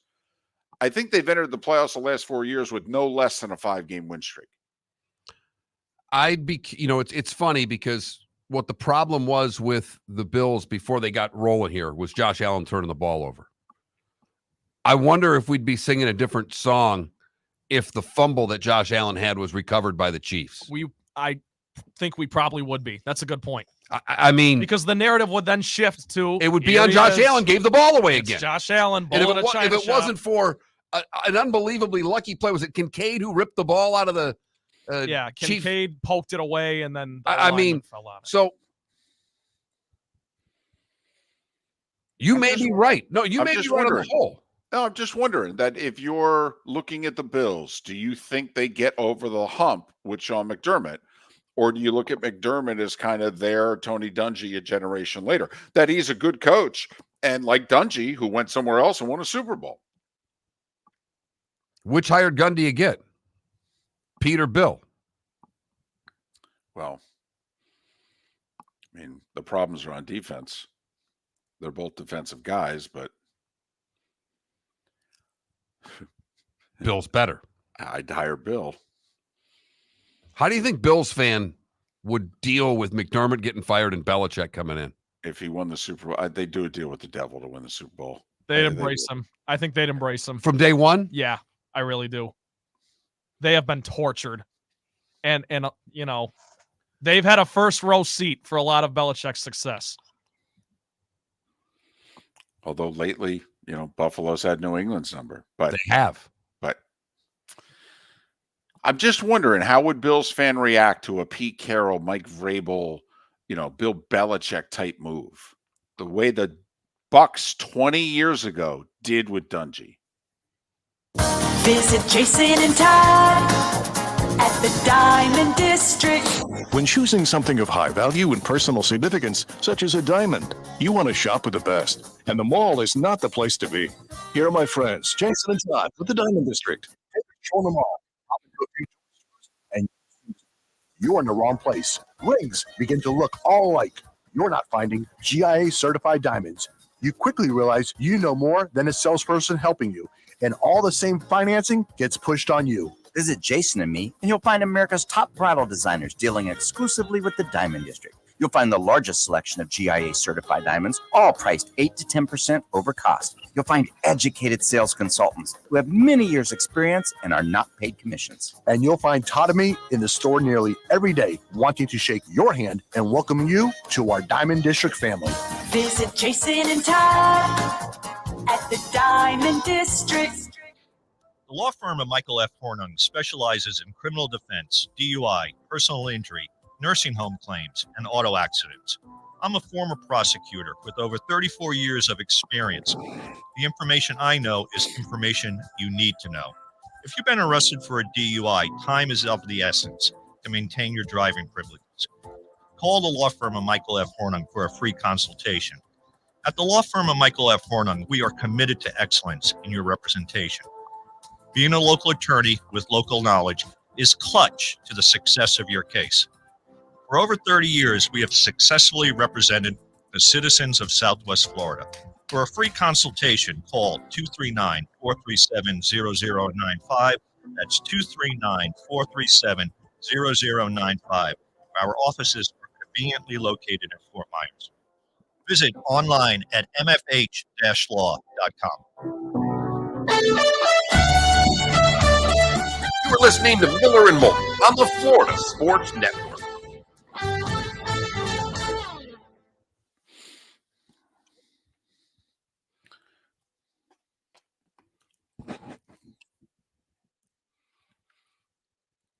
Well, that's me. I'm like, what the hell?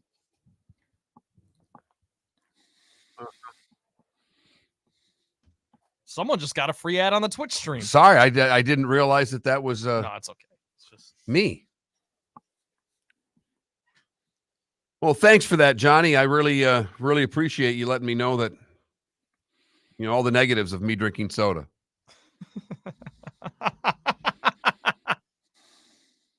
I drink energy drinks too. I'm sure those are even worse for me.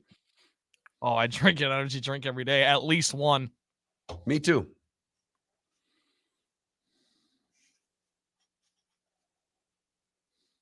But I moved off the powdered donuts. That's a step in the right direction.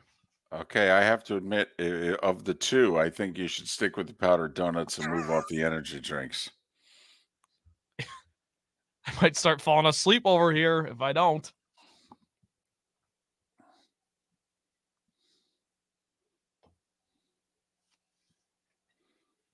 You know what, Nell Skier? It is amazing. It is amazing that we all don't spontaneously combust every day. Ooh, Coach Grizzle coming at you over there, Trent, saying drink coffee like a real grown-up. I mean, it's a lot more work. It's more expensive. Tell Chaz. Coffee? Yeah. Coffee's way cheaper than anything else on the planet. Well, okay, if you make it, yes. I'm thinking like going and buying coffee. The biggest ripoff on the planet. Yes, that's my point. Sorry, not actually making it. Tell Coach Grizzle, Chad, lighten up, Francis.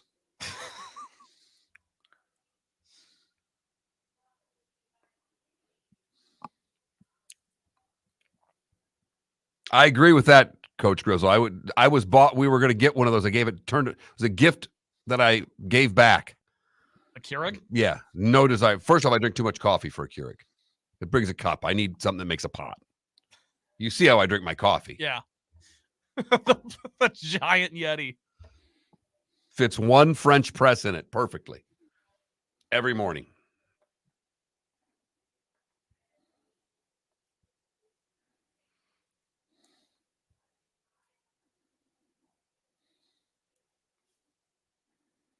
Another day with nothing going on, by the way. I don't know what you got on your sheet, but I've got like 6 things. And none of them are worth a damn.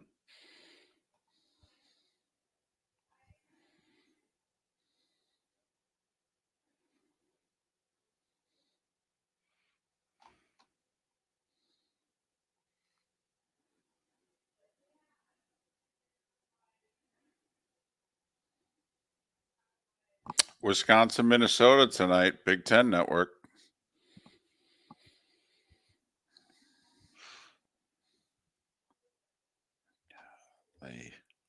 I'll tune into that. Get the scouting report on Wisconsin before Sparty goes there Friday. That who Sparty's got Yeah. At Wisconsin? Yep. That's why that win against Maryland was huge, because now they get a week to prepare. They got to go on the road against a really good team. So Wisconsin beat us once already. Yeah. Back in the, when they sprinkle in Big Ten play before they actually start it. That was our first conference game.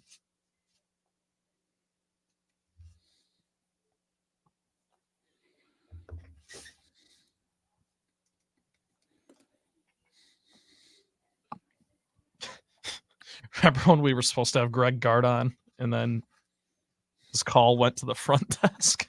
Yep.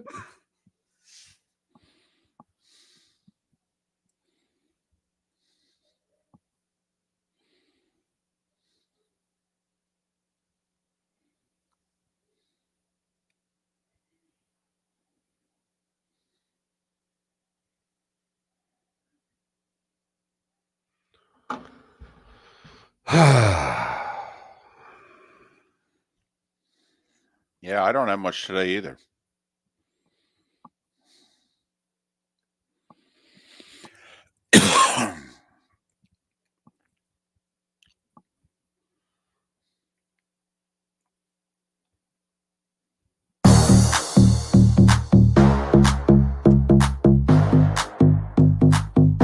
Welcome to the bonus hour, brought to you by Jason and Todd at the Diamond District. And now, here's Mark Miller and David Moulton.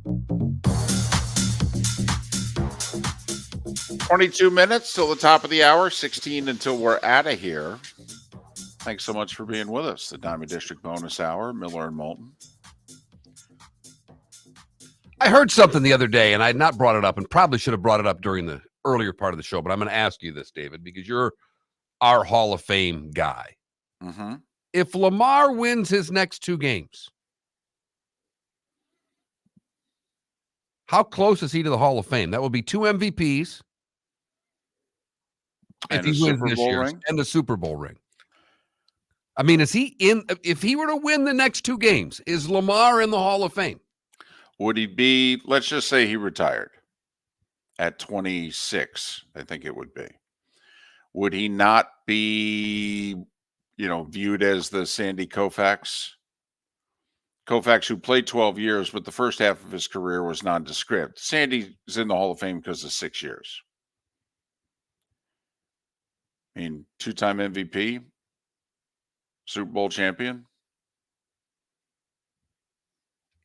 plays the right position. Right. Yeah, that would do it. Yeah, I think he would.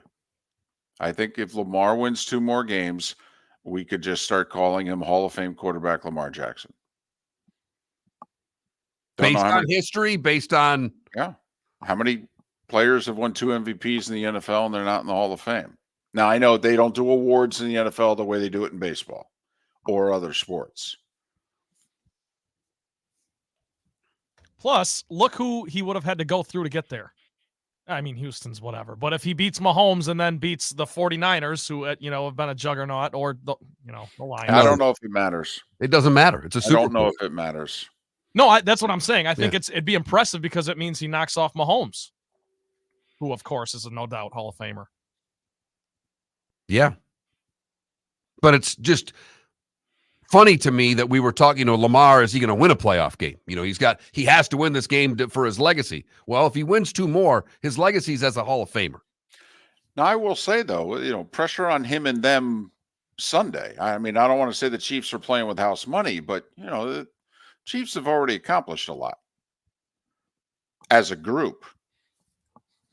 No, far more pressure on Baltimore. Yeah. And on Lamar. I agree with that 100%. First time, by the way, hosting the AFC Championship game, the Ravens. They've been in 4 previous AFC Championship games, all of them on the road. 2000, they won at Oakland when they beat the Raiders. 2008, they lost in Pittsburgh. 2011, they lost in New England.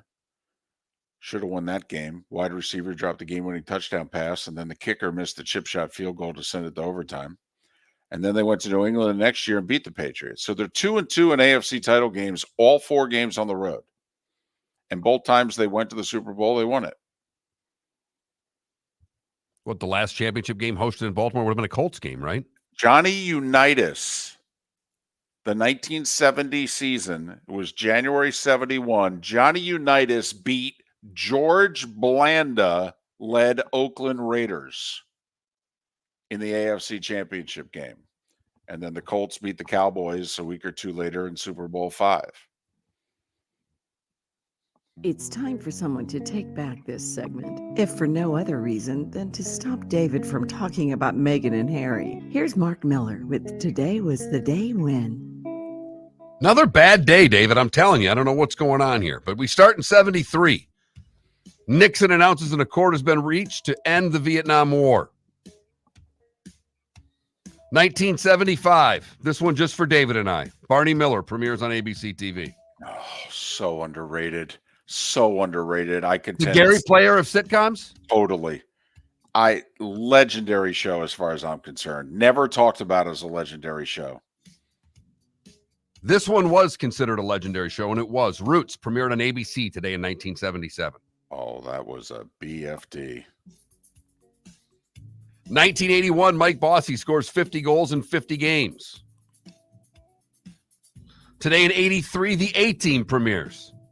Never watched it. Never got into it. Just, I don't know. I didn't do A-Team. Too cool for me. No. I don't know what it was. You know how things just strike you. So I pity the fool didn't watch the A-Team. A-Team I didn't watch, and what's his face with the talking car? Oh, I didn't like that show either. Knight Rider. Yeah. So I didn't do A-Team. I didn't do Knight Rider. A couple of NBC shows in the 80s that were big that I didn't do. Today in 86 was the inaugural class of the Rock and Roll Hall of Fame. Chuck Berry, James Brown, Ray Charles, Sam Cooke, Fats Domino, the Everly Brothers, Buddy Holly, Jerry Lee Lewis, Elvis Presley, Little Richard, Robert Johnson, Jimmy Roger, Jimmy Yancey, Alan Freed, John Hammond, and Sam Phillips, all inducted into the inaugural class. So help me out there. There's no groups, right? No groups. No, it's just, kind of the originators, the Chuck Berrys, the Buddy Hollies, the Little Richards, the Elvis Presleys of the world. You guys ever been? David has. I have not. Yes. Mark would like it. It's not that big, to be honest with you. I think Mark would be disappointed at how quickly you can go through it. I went once. Loved it. That's interesting, though, that obviously none of the Beatles were in. Right. The Beatles didn't make the first class. Neither did Hendrix, right? Did No. you say Hendrix? Because it's like the Baseball Hall of Fame. You look back at the inaugural class of the Baseball Hall of Fame and you go, wow, they got it right. It was like 11 of them. But I mean, it's the Cobbs, Roots, Christy Mathewson, Walter Johnson. They got it right. When you, Mark, and you're the music guy on the show. Yeah, the Beatles should have been on that class. Other than that, just to me, how do you not have the Beatles in the inaugural Rock and Roll Hall of Fame class? Even if that's the only group they put in, right? Yeah, I agree. I'm listening and I'm going, wait a minute. No, John, Paul. No. All really the 50s is what they really, and even going back for like Robert Johnson from the blues influence on rock and roll. And in 2018, LeBron gets to 30,000 points. John Hancock born today. Robin Zander from Cheap Trick, 71. Brendan Shanahan's 55. Tiffany Thiessen's 50. And Tito Ortiz is 49. What did I miss, David? I feel like I missed a lot today. Not really. I only have two things, but one of them, we could argue just how big the first Frisbees were made today in 1957. Love the Frisbee, like Frisbee golf. Although I don't subscribe to those people that play Frisbee golf with 10 different discs and walk around with their Frisbee. And they call it their driver and their putter. Yeah, I mean, mine was that tree over there, par 3. And in honor of Netflix purchasing Monday Night Raw beginning next year at this time, in 1984, Mark, Hulk Hogan won the WWF title by beating the Iron Sheik at Madison Square Garden just days after Sheik had upset Bob Backlund, who had been the champion seemingly forever, over 6 years. A very controversial Sheik injured Backlund, won the title. So Hulkamania started today? Hulkamania started today in 84 at Madison Square Garden. He was a late fit. Backlund was supposed to get the rematch. He was injured, and they said to Hogan, hey, we got a show. You got to go. Thunderlips? And Rocky he III? got out of, remember, the camel clutch. No one had ever escaped the camel clutch before, Mark. And Hogan escaped it and pinned him. You've heard folks elsewhere mock Florida is gonna Florida. Well, Mark Miller sees it differently. He calls it the good, the bad, and the ugly. What you got, Mark? We go to Milwaukee for the good, specifically Hales Corners, Wisconsin, where a couple ready to give birth, rushing to the hospital during a snowstorm. They didn't make it to the hospital, David. Uh-oh. Mom said it's time. The only thing they saw were the golden arches, David, so they called 911 and pulled over at a McDonald's parking lot. And Micah Daniel Beck was born at Mickey D's. They already had the name picked out. But they're starting to call their young son McFlurry. Oh, no! He was born in a snowstorm in a McDonald's parking lot. I would have thought they would have called him McNugget. You know how people sometimes refer to their kids as a little nugget? I got the snowstorm, flurries. He was No, I got you. I got you. born with snow coming down on his face. I know. I got McFlurry. I think I would have gone nuggets. You know what? You generally do. And it's a 20 piece. Yes, it is. No sense stopping at 10. It's not enough. For the bad, we go to Polk City, where Polk City Sheriff's offices were pulling over a man whose tailgate on his pickup was covering the license plate. When Robert Brush handed over his driver's license, they noticed a white crystalline substance on it. That's right. He gave him his driver's license that had meth all over it. Unbelievable. When they searched the car, they found another half ounce of meth inside, and he went directly to jail. Wipe your drugs off your license before you give them to the cop. Yeah, really. Come on now. What are you doing? What is this, amateur hour? No kidding. And not only that, don't use your license to divvy it up. Use a credit card. Use your healthcare card. Come on. Everything he said there is true. The credit card, a little more stable, can crush the substance a little more easily. Neither here nor there. I don't know how I know these things. We go to Jackson, Mississippi for the ugly, where Bob Rutherford says it's hard to wrap your head around such an experience you just can't put into words. Bob was pulling cardboard from a dumpster when he fell inside the dumpster and became trapped. Uh-oh. That's when the garbage truck came. He knows snap! He's in the bottom of a garbage truck. Ah! And then he heard the motor going. Thought he was dead. He screamed for help. And fortunately, the truck driver was able to stop the blade before it folded him up like a pretzel. And he made it out of the garbage truck alive. So it is an ugly that ended up okay. It could have been a lot worse. And that is the good, the bad, and the ugly on today, January the 23rd, 2024. I have to admit, though, I'd have to say to him, okay, so you fall into the thing. Got it. It could happen. How did you not get out? And or B, how did you not get the attention of them as they're hooking you up?